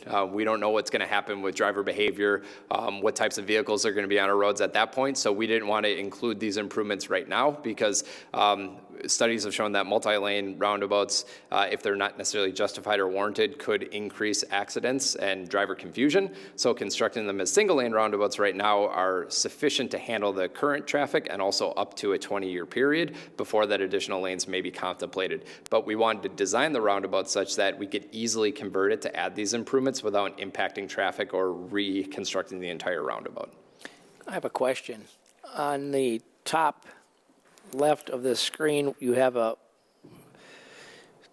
to your left. Sorry. Keep going left, right down, right there, that right turn lane on the very top. Nope, up. Oh, sorry. There you go. It looks like it's turning into where there's not a turn. Mr. Mayor, that's basically the differences between the aerial imagery and the actual surveyed lines. They're off from the scale for each other. So while it looks like it's going not into the actual lane, it's because of the aerial image that it is. But the lanes line up as they approach 17th Avenue traffic signal. So that would what you're telling me is that the right turn is for the future right turn at the intersection that's coming up. Mm-hmm. And same with the left turn, correct? That's correct. Okay. Yes. All right. Good question. Any other questions? Next is the bridge deck. So this is over the 169 bridge. Essentially, when we said we were going to convert it to two-lane roadway, we'd have one lane in each direction. There'd be a wide concrete center median that would separate those lanes of traffic. Then we'd construct a concrete median barrier between the vehicle lanes and the pedestrian pathway that would be along the bridge deck. Now, this is important because this provides pedestrians the ability, whether on the east or the west side of the roadway, to get across 169 in a safe location that's separated from vehicle traffic on this bridge deck. It it completely repurposes it and changes it the way it's functioning today. And we're actually decreasing some of the loads on the bridge, so it works from a structural standpoint. We've worked with MnDOT to ensure that they support the bridge design. And this is an accommodation that matches in on both sides of the roadway then. Snow removal? Yes, thank you. So the trails are between 12 and 14 feet wide between those barriers. So our typical pedestrian trails are 8 feet wide that we remove snow with a typical snow removal equipment. So we'll be able to navigate onto this bridge and still have extra width on that bridge deck to be able to remove snow. And then we have shoulders along the roadway outside of the through lanes that we can store snow. And I can get my mouse here. 8 feet. There it is. Or is it 6? Sorry, I can't see my mouse. There it is. Oh, there you got it. Yeah, so this white line delineates the shoulder from the through lane. So there's an 8-foot wide shoulder for snow storage on the bridge deck itself outside of the through lanes before you get to that concrete barrier. Okay, no parking, obviously. That's correct. There's no parking along the bridge. Mr. Lara, did you have your hand up? Yeah, this is all existing. In terms of like structure, we're not going to be adding on to the bridge. That's correct. Thank you for the question. We are not adding onto the bridge or changing the structural components of it. We'll essentially be removing surface concrete and adding concrete on top of the existing bridge. So it's a relatively low cost change for such a major improvement to how the bridge actually functions. Okay.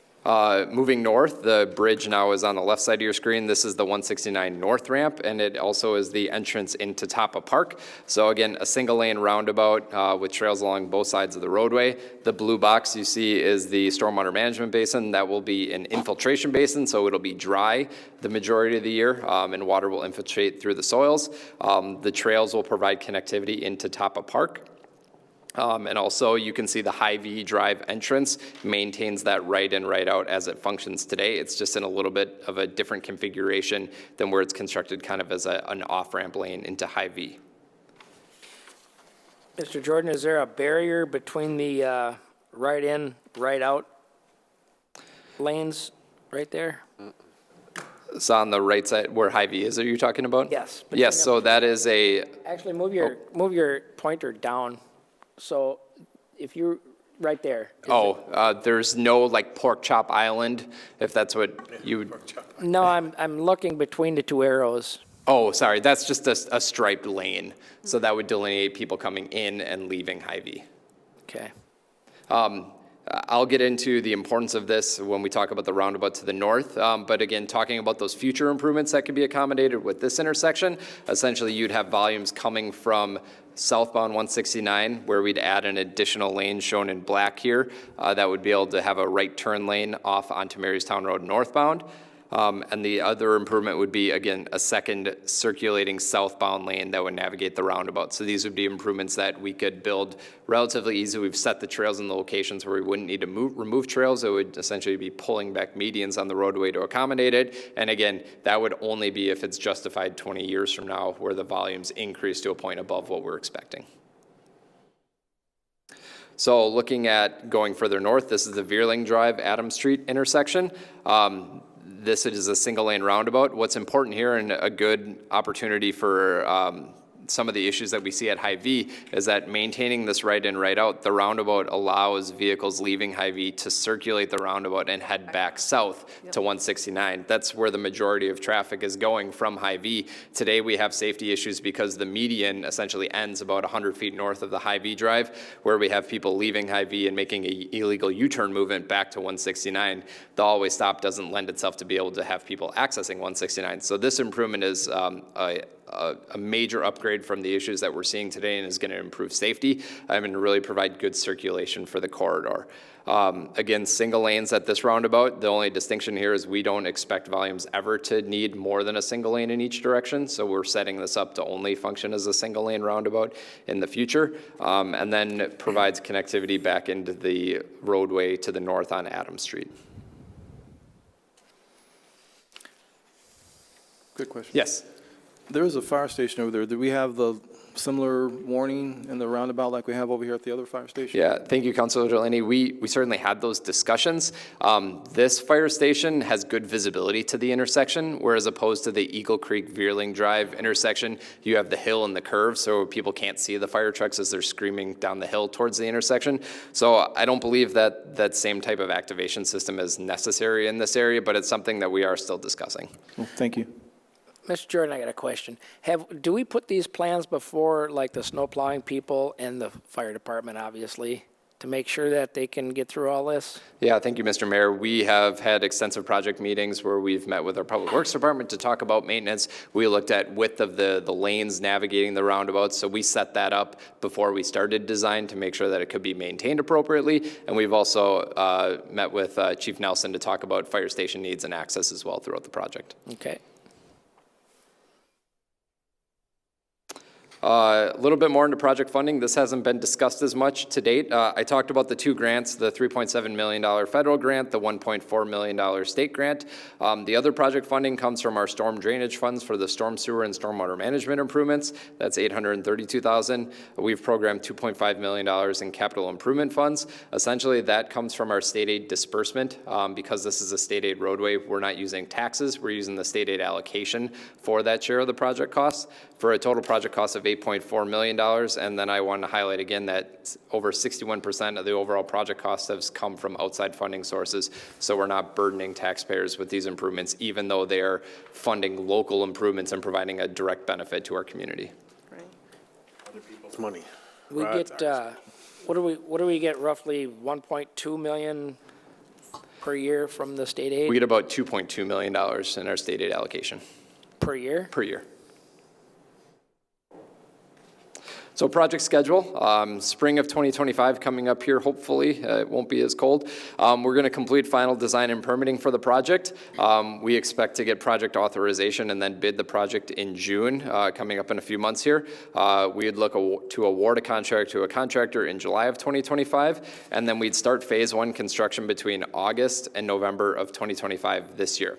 I will get into the exact details of what phase one of construction will include, and then we would suspend project for the winter between 2025 and 2026, where the roadway would be reopened, and then phase two of construction would occur somewhere between May and September of 2026. So this is a 2-year project. It is also important that we build the project and get authorization this year because it's tied to our federal funding. We needed to advance the project to start in 2025 and incur costs, and we can finish the project in 26. So I'm going to get into project staging and actually how we're going to build this project. This is a massive improvement project. It's going to impact a lot of people. We're talking about access to a major interchange in the city of Shakopee that we're rebuilding. So when we talked about staging, we were cognizant of all those issues. We were cognizant of the business access, the tournaments that are had at Tapa Park, and how all of these improvements work together. So we prepared several different staging options, and we came to one that we recommended to staff. We brought to different businesses, to our Parks Department. We worked all collaboratively to come up with an option that worked for everyone, that still has an impact, but something that people can buy into. So phase one of the project, August till November of this year. This would be the 169 North ramp, so the middle of the project, the middle roundabout. This is the entrance to Tapa Park, and the Hy-Vee entrances would also be constructed. This would be under a full closure of the intersection during construction, including the southbound US 169 off and on ramps. So if you're going southbound, you're not able to come onto Marystown Road, or if you wanted to go southbound from Marystown, you're not able to do that at this interchange, and we'll talk about what that means. Essentially, regional traffic is detoured to County Road 69 interchange, Veerling Drive, and Fuller Street to the east. Tapa Park, we temporarily closed this road between off of Marystown, but we will be constructing a temporary road between the west parking lot from Veerling Drive over to the east side parking lots. And I'll show you where that temporary road is. Well, that can't be detoured to Fuller Street because Fuller Street doesn't have an access to 169. I'll show you what that detour looks like with Okay. that. So I've got a plan there. And then after phase one, we would reopen the corridor for the winter. So this roundabout would actually be able to be driven on in Thanksgiving of this year. I mean, it would tie into the existing intersections to the north and south. So detours for stage one. This is a detailed graphic, but there's going to be a lot of detours. So the red area that I've shown, that's the area that's closed. That's Marystown Road at 169, the north interchange. I'll go color by color because they represent different modes of traffic. So the teal line, the blue line, that's for anyone driving northbound Marystown Road. This would be your detour. So if you're coming from the south of 169, you'd be detoured east.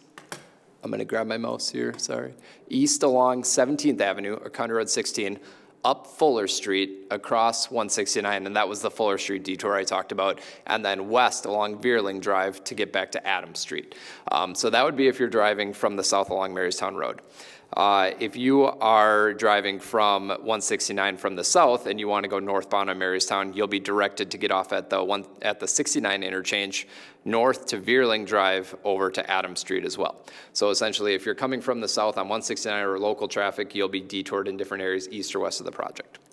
The yellow line is for the northbound 169 detour. So these would be people that want to get to 169 northbound from Adams Street. So if you're leaving San Venture, how do I get back northbound on 169? Because the bridge is closed, you can't get through the intersection.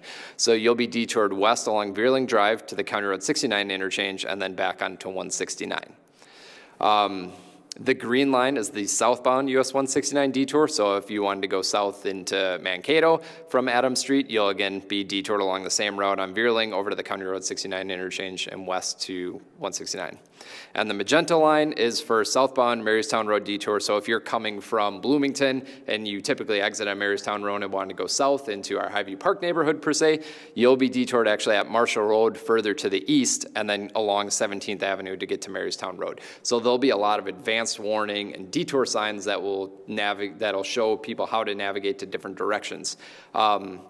And I skipped over one of the green ones, which is our southbound 169. If you're coming from the south on Marystown and you typically go southbound on 169, you'd actually be navigated all the way to Marshall Road and then go west from there. A lot of people will figure out that it's probably a lot easier to take County Road 78 south into the Trunk Highway 41 interchange. So even though it'll be signed a certain way, people will find their way around town too, and we will let people make those decisions for themselves. So I'll pause there to see if there's any questions just on this detour routing.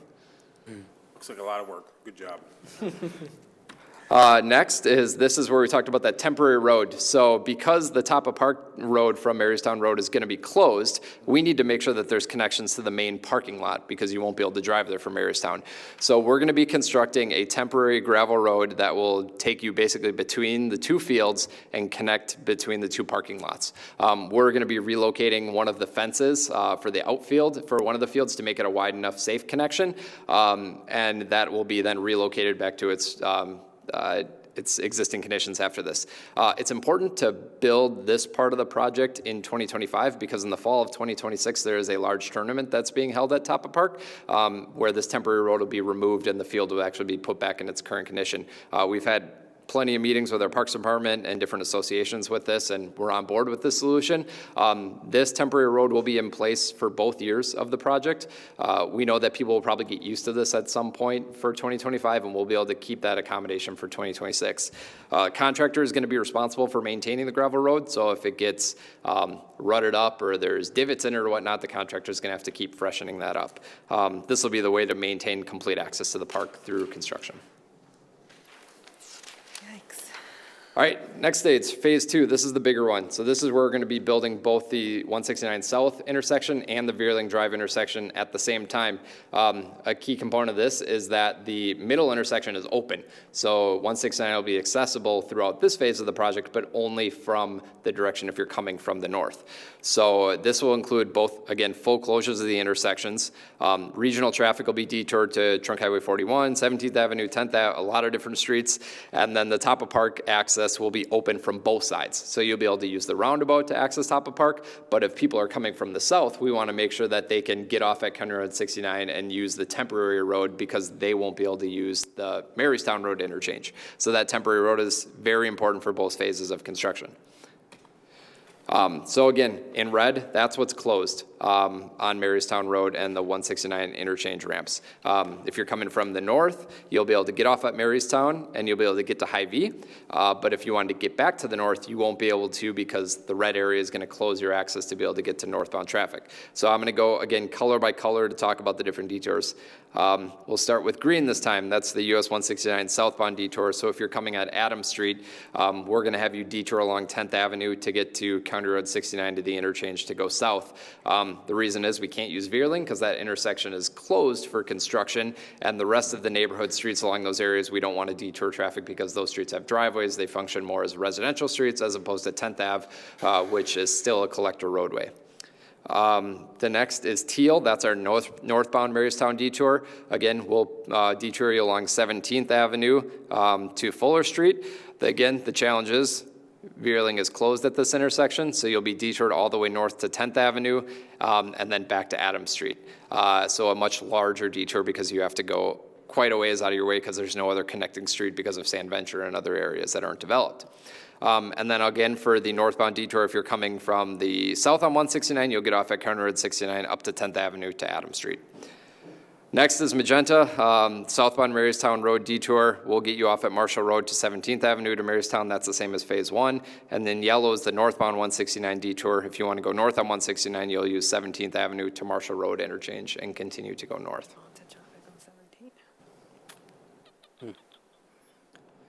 Questions? I always thought engineers like to play with Tonka trucks and dozers and stuff like that, but apparently they're like a bunch of lines on a piece of paper, right? It took me a long time to draw those lines on the paper. It's nice to see, you know, that you're thinking ahead. I think the last slide that you had where you have to go up to 10th Avenue on Fuller, preventing people from making a left and getting trapped on Veerling is going to be pretty important. Thank you, Mr. Mayor. That's a really good point because people are going to see people going that way because they'll get to Hy-Vee and other businesses in that direction. So you may inadvertently get lost by trying to go that way and have to navigate through residential areas. So we will have barricades that say no access to Marystown Road or 169 at that intersection to make it look like it's closed. But we still want to keep it open because we need people to get to Hy-Vee and other businesses. Right. Questions?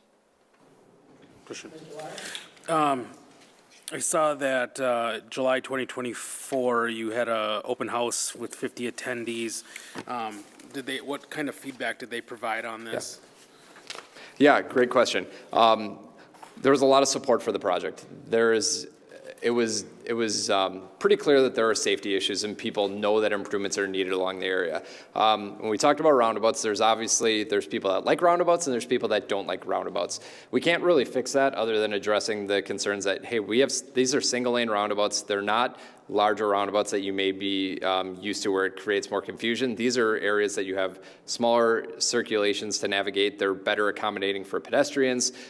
We pointed to different areas that you could have examples for those roundabouts, and that quelled a lot of the fears and concerns. There was a lot of issues, not a lot of issues. Some of the concerns were raised with removing one of the through lanes in each direction. But when we looked at the traffic volumes, this will function just fine as a single lane roadway, and also the single lanes will help to reduce speed. So when we talked about all the safety benefits that this project actually provides, there was a lot of strong support for the project. The negative is the impacts during construction and trying to accommodate it. And people would say if you could just have it done in a day, that'd be great. Spanning a year and a half is going to be challenging, but the way we staged the project, we tried to minimize those impacts for those area users and residents as much as possible, while still being able to build the project in a way that doesn't increase the cost so much that it's not affordable. Yeah, a little bit of pain Yeah. will, outweigh Hey, no pain, no gain, right? Yeah, You can't make an omelet without Do we cracking want to some eggs. take a short break by anybody on council? sure. I'll make a motion to take a 10-minute recess. Second. All in favor, say aye. Aye. Motion passes. We're recessed for 10 minutes. Thank you.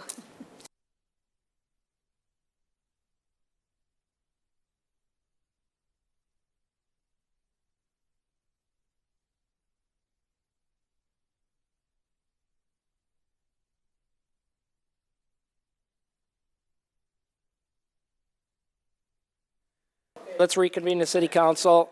Let's reconvene the city council after our recess, and that'll bring us to item 9C, Shakopee High School CAPS project presentation on the safe routes to school. Thank you, Mayor and Council. I had with Malik, Owen, and Erica on a project this year. They are 3 Shakopee High School seniors in the CAPS Human Services Academy at Shakopee High School. I had a problem where I had the idea of putting together grant applications to try to obtain safe routes to school funding for the city of Shakopee. The challenge that I had is I needed connections into Shakopee schools in order to put together good applications and to get good ideas and feedback from the public. So I worked with these 3 students in the Human Services Academy to be my conduit and liaison to the schools. These students are not engineers. They don't want to be engineers. Maybe they do after this. But they did a great job, a fantastic job helping me put together a lot of information. And they were diligent and worked extremely hard in order to put together our grant applications, which they will talk to you about. And I will let them get through their presentation, and I will help stand for questions afterwards. Very good. All right. Welcome, Hi, and guys. thanks for Thank you. coming. Welcome, and we appreciate your assistance. Yeah, thank you. So my peer here is going to give you a quick little stat to start it off. Yeah, so I just want to set a baseline so Shakopee High School, a school of about 3,000 students, 17% of those students walk to school each day, which is 477 students going to and from school each day through walking. So that and that's just one of the schools in Shakopee, so it's a pretty big deal that they can get to school safely. So here's a slide just about us and just a quick little meet the team. So my name is Malak Vahed. I was on communications. I took care of the majority of the emails and any outside communications that we needed, whether it's from the district, principals, or just peer communication or teacher communication. My name is Owen Rood. I was on the outreach, so I was going around to the schools, giving them flyers, talking to the principals, and gaining support that way. My name is Erica Sanders, and I was the project manager, so I was doing a little bit of everything. I was making sure it ran smoothly. I was also communicating for our team with Alex via email and other ways to communicate throughout the project. So for our agenda, we'll start with talking about our goals for the project and the grant overviews. And then we're going to go over the design assistance grant and the infrastructure grant that we applied for. And then we're going to go ahead and end it with a reflection. So our goal was to obtain 2 MnDOT Safe Route to School grants, and this was to improve the roads impacting Shakopee schools. So we applied for 2 grants. So the first one was the MnDOT Safe Route to School Design Assistance Grant, and this was asking for engineering assistance in designing this and estimating and all that. And then the second one, we split it into 4 separate applications, and that was the infrastructure. So that's actually for the money part.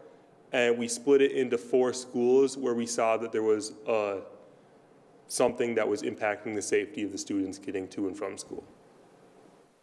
And are them 4 different projects in 4 different areas? It's 4 different schools. Okay. So with the first grant, this is a design assistance grant. So our first step was to reach out to the schools on 10th Avenue, and this was 4 schools, including East and West Middle School, Sweeney Elementary, and Pearson Early Learning Center. So our goal was to ask them for a letter of support, and this is a written statement of their support or concerns around the school, agreeing with the city of needing improvements on this road for students to make a safe journey to school. And we provided the insights to Alex to submit this by November 21st, which was about a week and a half involvement on the student side. And then we received that grant recently, which is good for us. That means this year we will continue and commence the design assistance project. Yeah, so to go a little bit more in depth, over here we can see 10th Avenue, which is basically the orange line, and all those little red pin dots are the schools, and 10th Avenue is a very, very busy road. It's very close to downtown, it's very close to a lot of parks, grocery stores, big shops, and it's very used by our citizens, and especially like with the use of this road, a lot of kids are going to get confused whether they need to cross or like walk along. So it does create somewhat of a hazard for kids and possibly even adults because it is such a busy road.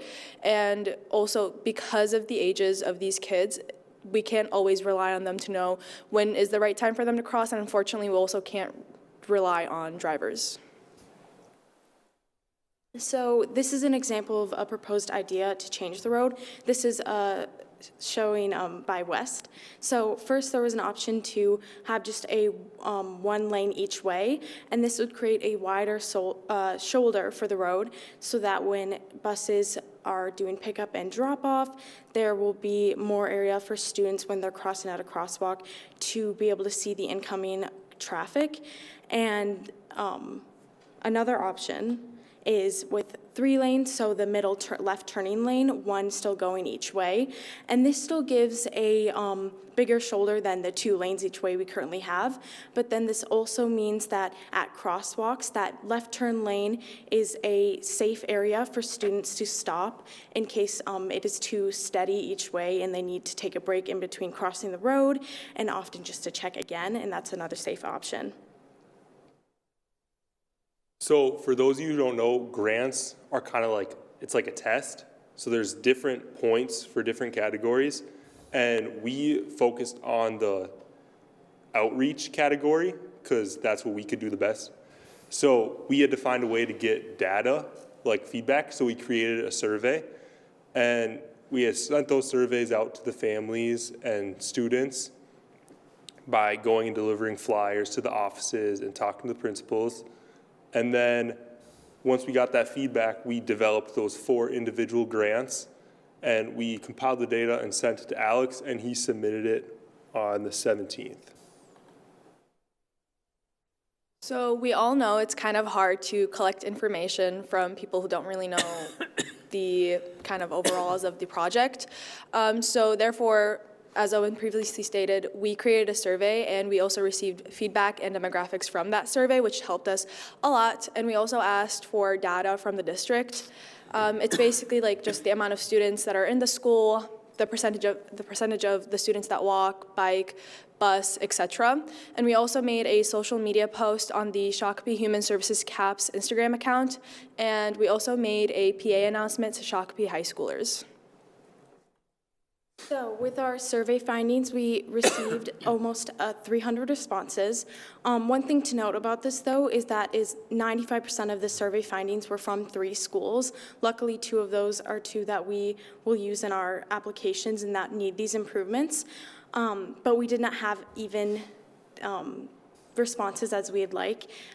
2 of the schools up there did not receive any, but in the orange is West Middle School, in the pink is Sweeney, and in the blue is high school in that pie chart. And so with more survey findings, West Middle School specifically, in the blue quotes are some things that either students or parents submitted on their concerns. But the graph shows the rating on how likely they were to support improving these routes to school, basically meaning 1, no, everything is perfectly great on the roads, they don't need it, and 5, they do. And most of the responses were from the 3 to 5 range, meaning that they really do need these improvements on the roads. And you can take time to read out the blue quotes if you'd like. And moving on to Sweeney, these are a couple graphs. As we can see, on the left-hand side is rating a possible improvement, and this is the proposed one is enhanced pedestrian crossing, which means the flashing beacon at Adams Street, and 4 out of 5 stars is the average rating, meaning they think this would improve students' routes to school, and we actually included this in our grant application because it shows that families would like to see this improvement. And the same on the upper right-hand side is the same one as West. that how often are they, how likely are they to improve these changes? And most of them are in the middle, still not on the one side, which would be perfectly safe. And then another quote in the blue of where they could use that improvement. So this is the first one of our suggested improvements. So can you see this mouse? So right around here and lower, there's a new Whispering Waters development, and it is over 120 new single-family homes. So they're new homes, so probably younger families are going to be moving into those. And there previously was no safe way for them to cross the road. So we have a suggested sidewalk coming up here and then a crossing at Woodward. So a sidewalk on Pike Lake and then Woodward, so that the people who live in these new 120 single-family homes could walk to school if they wanted to, because they live within a half mile and they don't have a safe route to get to school. And then this is at Sunpath Elementary School. So these yellow lines is the pickup line for after school. So when students get picked up by their parents, they have to wait in a line here, and it usually backs up around here because the parents get there early. And there's no sidewalk along here. So if students want to leave, or if students want to walk home into the giant neighborhood below, they would have to either walk in the street or in the grass. So a proposed sidewalk right here would help a lot of students walking home. And then this is the Shakopee High School. So when school ends, about 3,000 kids are trying to leave at the same time, so it's chaotic. And this is one of the two exits. So right here, students come from this parking lot and from this parking lot. And there's giant neighborhood here where students walk. And there's no crosswalk here. So if you want to get into this neighborhood, you have to go all the way up here to the stoplight and then cross there and then come all the way back down. Or you have to go all the way up this hill, cross, and go back down. So students just run across the street here because they don't want to do all the extra walking.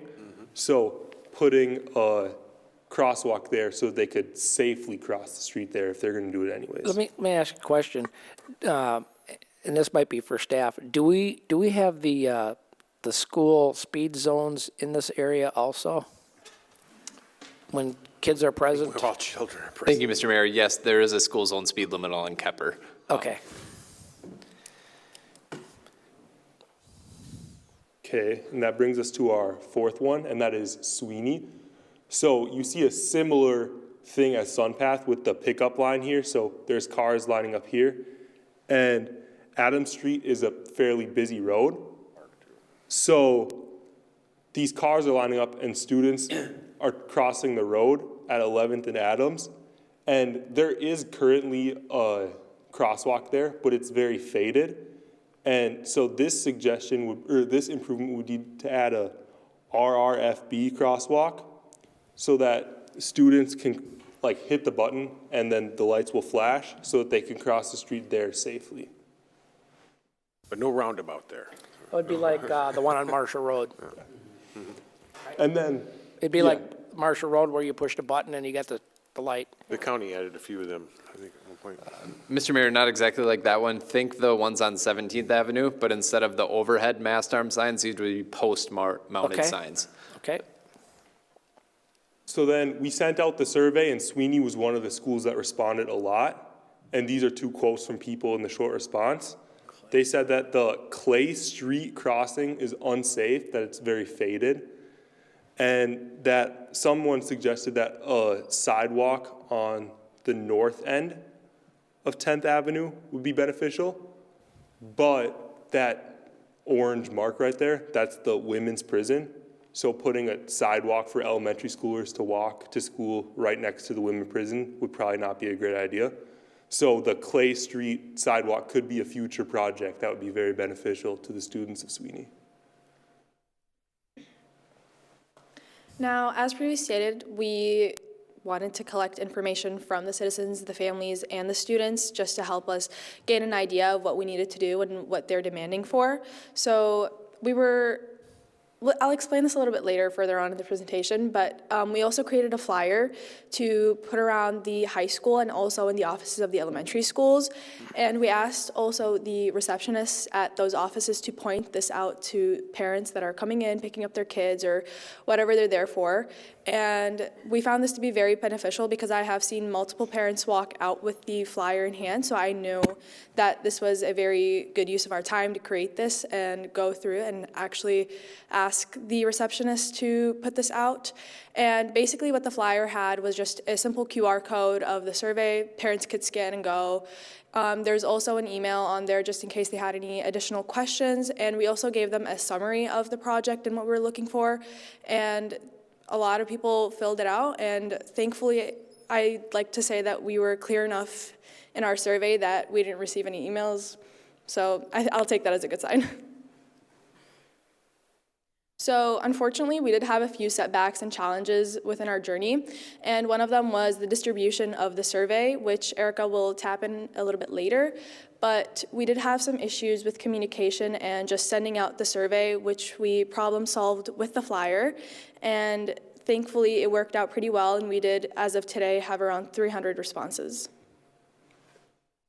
And another setback we had was the quality of responses. As you saw earlier, about half of those were from West Middle School, which meant that about half the responses were middle schoolers typing on their iPads. So we got several responses of move my house closer to the school, or I fly to school, or I ride my hoverboard to school. So we had a lot of responses like that we had to sift through and get rid of because I don't know what we're supposed to do about that. You can't pick your house up and put it across the street from West. Welcome to government. Don't give me any ideas.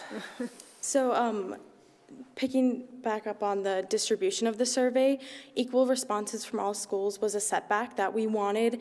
300 responses is a very good number, but we were hoping that that would be a decent amount from each school. And part of this was also timing. So with this project being from end of November to now, in the middle of that is winter break, and that was something we didn't anticipate was sending out the survey right before winter break. We were hoping to reach other schools and people in the district, and we were just, with the hecticness of that, we didn't anticipate either not being able to reach people or getting it out on time, or people caring to respond in that busy last 2 weeks before break. And so we had to take it into our own hands of emailing each principal individually, which was still had a good impact on our responses. However, receiving an email from just like a high school student sometimes isn't always the top of your list, and we respect and appreciate them still seeing our ask to send out the survey. However, that was a setback of ours of having to reach out by ourselves. I have a question. Do various schools have different levels of ages to where this school might have more walkers and bikers and even some cases drivers, where another school might be at such an age that the majority are not walkers or bikers? I'm thinking Pearson, and that probably sways a lot into the response, because from a walking standpoint, there's probably not a whole lot of walkers to that school. So there's really not as much motivation, I guess, or quantity of walkers. Or data. Right? Yeah. Although there are issues, in that area that we're all aware of too. So, Mr. Whiting? They brought up a good point with the Eagle Creek and the new development out there. That wouldn't have been one that normally may have had a lot of walkers to it, but now may have. So I think that even with the small segment of data you collected, you're finding out that these surveys you got a pretty good response, actually, sometimes, and they're hard to time and they're hard to figure, but you came up with some good data, so please continue. Yeah. Mr. Reynolds? Thank you, Mr. Mayor. Did you feel that you were getting support from administration at the school and principals? Yes, we felt that with reaching out, it was we got very good responses from, depending on the school. Like specifically, West was able to have their students complete it, and that was very helpful, while other schools might have not been able to just get back to us as quickly. And part of it was on our side of not thinking about response time. We were just like, the survey's done, it's good to go, we'll get responses today. And that wasn't realistic. So it was just the timing of it all that where we ran into issues in communication. Thank you.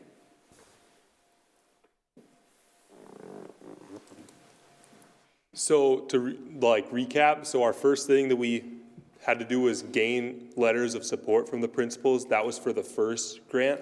So you needed a letter of support. That was part of the scoring for that one. And so with that, we applied for our design assistance grant, and then we moved on to the school engagement for the infrastructure grant. And then we collected all that engagement from the survey, and we kind of took all the input and made it into possible improvements. And then therefore we collected all that information and then applied it to the grant. Thank you guys for listening. We truly appreciate this. If you have any questions, we're currently open to answering it. Questions from council? Mr. Delaney, we'll go right down the line. I just want to say thank you. This was a great presentation. A lot of, you identified a problem, provided solutions. Looks like a lot of great data collection. Thank you for. Yeah, I said a few things, great points for us to look at. Again, you're finding out a lot about surveys and that you can use in your future life, but thank you for that. And I just ran into the same situation with low turnout on a survey and had to turn to like focus groups to try and gather some more data. So there's tools out there, but you did a great job. Thank you. Thank you. Councilor Contreras? Thank you. You guys did do a great job. So just to recap, how many grants did you guys get at the end of? Applied. Yeah. We're not there yet. Thank you, Mayor and Council. You did get one, right? You guys did get Yeah, one. so there was two grants. The first was the MnDOT Safe Routes to School Design Assistance Grant. We were able to get funding for that project, and that essentially just goes to 10th Avenue and looking at different design improvements, which we can use to a future project. The second grant was the infrastructure grant. We actually applied for 3 different grants that included 4 schools in those 3 grants. So we spaced them out to try to position ourselves the best for funding. So it was one grant, but we applied for 3 different applications. Perfect. Thank you. Great job, guys. Mr. Lara? Yeah, great job on the presentation. Good eye-opening results. So best of luck. All right, my questions. Was it a learning experience for you? Did you learn from this experience? Yes, and personally for me, I learned a lot of patience and a lot better communication skills and just how to be a better responder to emails that we weren't necessarily expecting. And the others? Yeah, I learned a lot about the community. I mean, we had 300 families respond to this survey that we sent out, and this was in like 2 weeks. So knowing that like that many families were committed to safer route for their kids to go to school or safer route for other kids to go to school is very eye-opening. Okay. Yeah, I learned, again, both of those, like about our community and with like communicating. I learned in a project, like you can't predict everything, that usually goes without saying, but I think having the first time or second time through our class, working directly with like the city and working on a project that isn't just for a grade was, it felt very like rewarding and good to know that like our work is that we can present it to people, and I learned just, I'm rambling a bit, sorry, learned how to work with like my great team and everything like that. So, that's awesome. Did you guys have fun? Yeah. Okay. I'm going to look at it just a little bit broader. You did a great job, by the way, but not only does your efforts make the school access safer, but when school is not in session, it makes safe points for the community at large to utilize also. So it's much bigger than what you were focused on, because these safe crossings can be utilized by anybody, not just school walkers and stuff. So it's much more important than maybe you focused on. So really appreciate all your efforts. Are you graded on this? Yes, we are. Well, if you just want to go ahead and contact council members with your teacher and tell them, we'll make sure you get a good grade and bend some arms for you or something. But no, seriously, they can watch, and you did a great job. You should be very proud of yourselves. Appreciate staff's efforts working with you on this and the school's joint commitment to the CAPS program with the city. So appreciate it. Thank you all very much. I'm always impressed with the. Make sure that we can get each one of these lapel pin. Okay. Will do, Mayor. I'm always impressed with anytime we have students involved from the CAPS program that come in and work on projects. You may have noticed that when all of our graphics that we have up on our screen, that was actually all done by a CAPS student, nice. Including the selection of the music. It used to be something like the old Chickmunk song from Caddyshack when I first got here 10 years ago.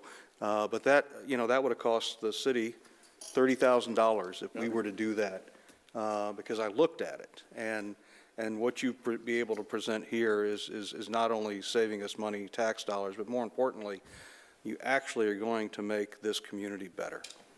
And that is worth $1 million. And I hope that in the future, you understand how communities rely on people like you to make that happen. It's not just all of us. It's actually you as well. Thank you very much. Yes, thank you. Thank you. You want to present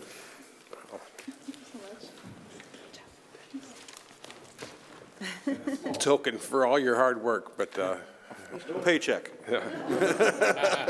Mr. Jordan, you better be careful. You got some people looking at your job now. That's right. They don't want to do that, right? So they don't want to be engineers. I don't know. I think I convinced them to be engineers. They sat through 3 hours of engineering presentations for a council meeting on a day they didn't have school. So maybe they will be engineers. Of engineers than just the public side too. So. You should, seriously. Thank you.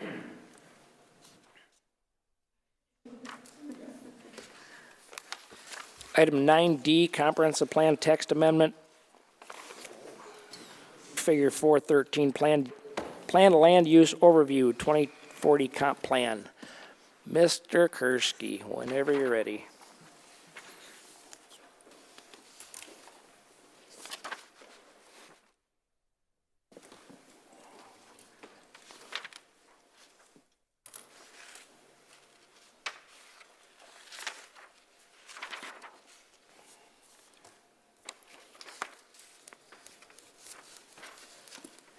Council, this is the revisiting the comprehensive plan text amendment for the mixed-use commercial center residential density.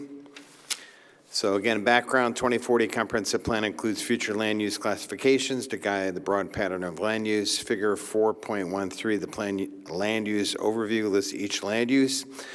Tonight, we're requesting to modify the mixed-use commercial center residential density, which is currently 30 to 60 dwelling units an acre, to 6 to 45 dwelling units per acre. City Council can approve an amendment when it finds one or more of the criteria exists. Original comp plan and zoning ordinance are in error. Significant changes in the community goals and policies have taken place, which is one of our items.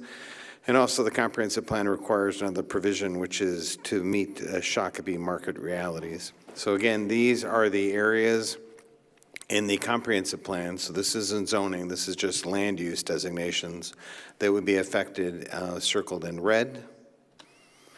And this is the table in the comprehensive plan that we would change, which currently has the 30 to 60 dwelling units an acre. And this is the page that would be amended in the current comprehensive plan that's at 30 to 60 dwelling units an acre. So this, again, is shows the primary uses are commercial and retail office, and the secondary uses are multifamily residential. So we looked, after the last council meeting, staff went back and looked at our most recent projects. You can see we have a high dwelling density of 133 units an acre at the Deco. Shakopee Flats is 95, and then it goes down. The Emblem, which just opened recently, is probably the lowest. It's more of a garden-style apartment complex. So this is, to give you some scale, this is Shakopee Flats at 95 dwelling units an acre. This is the Henderson, which its sister building next door. This is at 41.4 dwelling units an acre. This is the building that's currently under construction by the CDA, which is 40.8 dwelling units an acre. Excuse me, this is the Blakely, which is in Windermere. This is at 37 dwelling units an acre. And then this is the Arison, which is 34.5. So staff looking at that table is pretty comfortable that at 6 to 45 dwelling units an acre will cover us for the projects that are currently built or probably will likely be built in the next 10 years in Shakopee. Thank you, sir. Questions of staff?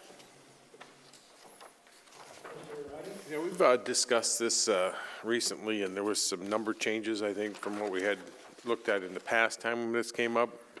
Mayor and Council, originally the Planning Commission recommended 6 to 60 dwelling units an acre. After getting the feedback from the council, staff went back and looked at all of our recent projects which are on this list and feel comfortable that changing it 6 to 45 will meet the market demand. And could you flip back to the current land use map that you had? It doesn't affect a lot of areas, so it's pretty, I guess there's not a lot of opportunity here is what I'm trying to say. There could be some, but it's really going to be dependent, so it's. Yeah, Mayor and Council, this is typically you'll see redevelopment or infill. So at a good example that's in the comprehensive plan, which has happened, for instance, in Edina and in Eden Prairie, where they're building residential and parking lots at some of the commercials. So the Southdale Mall has had a number of residential projects built on the exterior. That's happening more and more around the Twin Cities. So somewhere down the road, where for instance, the Kohl's and the Target is, there's a lot of parking in there that if you see today, it's not filled anymore. There could be some residential development there, and that would be up to that 45 units an acre. The other site that we've had a lot of interest in, but no one's been able to make work, is the site adjacent to the Emblem. It's currently agricultural. It's not on the hard corner. It's the kind of the agricultural site there that goes down the hill towards Seagate and Shakopee Public Utilities property. We've had some people interested in doing kind of high-density townhomes there with some small commercial in the front, and this would allow that to be able to work. Any questions of staff? Wishes of council? I guess my concern, you had some concerns with it. Has your concerns been addressed? Well, you know, when they said it's really not likely to be at 60, and we asked to lower it, and they came back with a lower number, and I think it's reasonable. I think compromise is good. That's what we strive for, and yeah. Good. Mr. Lara? I'll make a motion then to approve Resolution R 2025-012, approving a comprehensive plan text amendment to modify the mixed-use commercial center residential density from 30 to 60 dwelling units per acre to 6 to 45 dwelling units per acre in Figure 4.13- planned use overview and associated pages in the 2040 comprehensive plan. Mr. Delaney? It's a long motion, but I'll second it. Yeah. All right, we have a motion by Mr. Lara and seconded by Mr. Delaney. Is there any discussion on the motion? Just that I'm glad we're able to find something in the middle. Right. Yeah. Anybody else? All right, seeing none, all in favor say aye. Aye. Opposed? Motion passes unanimously. That takes us to item number 10, reports and liaisons. Liaison report, which side did we start last time? This side. So we're starting over here? All right, liaison. Okay, 169 Coalition. We did have a coalition meeting. Actually, we held a meeting, a groundbreaking meeting. Let me back up here. We participated in a groundbreaking meeting for the 282-169-9, which is ongoing. I think that'll be in April, so we're supporting that event. We're also having a meeting with MnDOT Thursday to talk about what we can leverage as far as coalition and the work that's going to be started on 169, I think around 2029.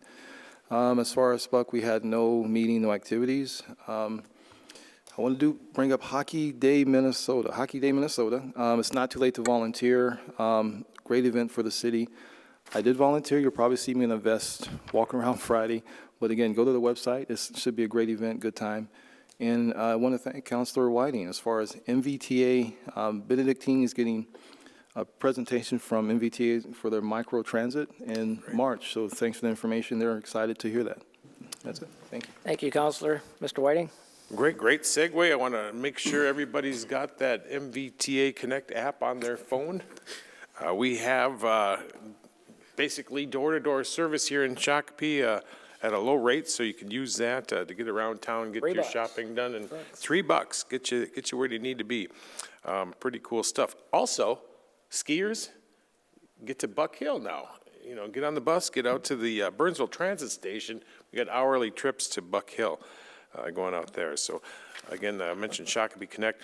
The board is working on our legislative breakfast, and definitely welcome to come. That's going to be on February 5th at the Capitol Room B15 or the Vault. We're going to be doing giving our presentation to our legislatures on basically how to keep us funded. As they say, transit relies a lot on the motor vehicle sales tax, and they're saying MVEST is not performing as predicted. So kind of like your investments, sometimes it doesn't work well for us. Do they collect anything from the electric segment? Collect anything from the electric segment? There's some grants out there. Does government collect any revenue from electric vehicles into the transportation system like they do the gas tax? It's a good question. I should check into that, because that would be another aspect of getting some money in there. So we're working on that Burnsville Bus Garage modernization project I had mentioned in the past, and that's about all I have. I am, once approved, I'll be moving to the vice chair of the Minnesota Valley Transit. Thank you, Mr. Whiting. Ms. Contreras? Yes, thank you, Mayor. So on the 9th, Thursday the 9th, I did attend the MVTA ribbon cutting.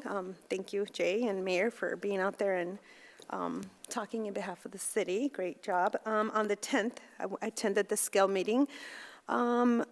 Jordan Public Schools were the host, and lots of good stuff happening over in Jordan. They got a total makeover over there. So for 2024, it was the largest graduating class, 170 students graduating, overall 1,800 students. She talked about all the renovations, lots of stuff, 7 new well, she was talking about different phases, so she had tons of phases of the whole entire construction that happened and that are still happening. Phase 2.0 will happen in the summer of 2025. Lots of great information. And then the second half, we had Minnesota recreational cannabis law, which it was a panel consisting of all the local jurisdictions, great information. And I did send that out to you guys so you guys could see it. If you had any questions, hopefully your answers are there. And what I liked about it was on one of the last pages there's a, they did like a little chart of where each city stands and what their like buffers and different requirements are for the cannabis laws that are coming. And that was it. Yeah, pretty much for me.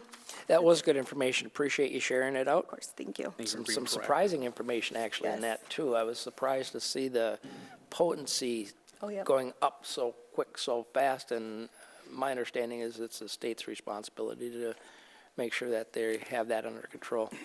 Mr. Lara. Yep. So attended a ribbon cutting last Thursday for Near North Title. Ribbon cutting for the MVTA Connect service.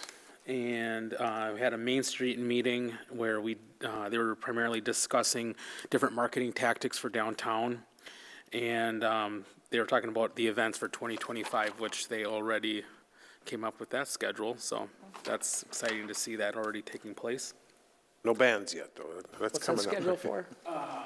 The events, so like Rhythm of the Rails and Ales in the Alley, different things like that. Basically, it's like when the streets will be closed, because that was one of the big things that the downtown businesses had comments on, was when and how long and all that stuff. So, but yeah, that was it. Very good. Thank you, sir. My report is Wednesday, January 8th, met with Representative Bakeberg here at City Hall.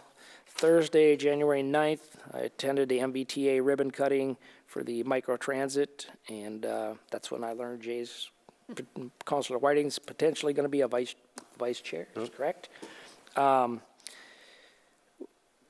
9th, we also had the joint quarterly county meeting with staff, Commissioner Brennan, what's going on in the county, what's going on in the city type talk.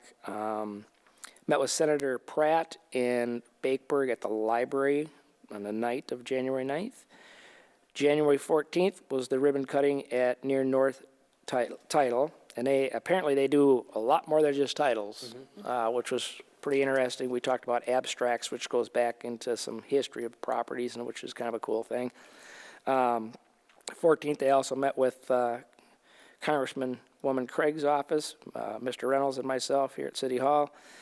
January 17th was the Barb Headland Police Department retirement. She was a victim advocate, and she was here for 10-plus years and did a great job. Missing her, but that is my report. Mr. Reynolds? Nothing for me, sir. All right. Other business? City bill list. City bill list, I'm sorry. I missed that one. Thank you, Counselor. No questions here. None. All right, other business? Mr. Delaney? Just one thing, there was a resident I talked to, I guess they don't realize the packets are available online on the website. The packets that we do get, I guess council gets before we come in, those are available on the website. Just want to put that out there in case people don't understand those are out there, yeah. I will mention this cold weather, let's make sure we're taking care of our pets and keeping them inside and checking in on our parents, and hopefully our pipes aren't freezing. I haven't heard any complaints like that, have you? They'll come right to you next. Definitely. Here? No. All I wanted to add was after the public comment session tonight,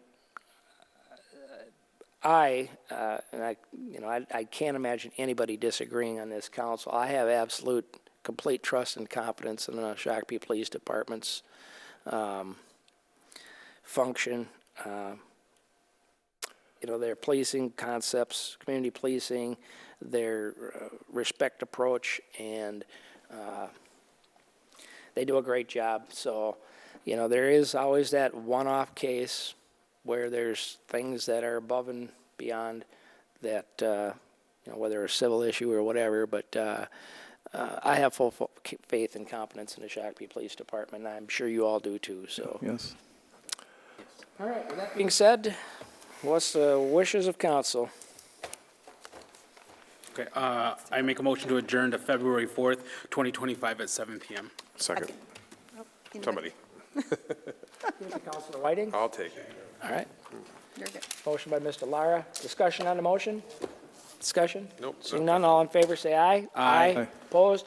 Motion passes. We are adjourned. Thank you. Stay warm, everyone. Engineering presentations.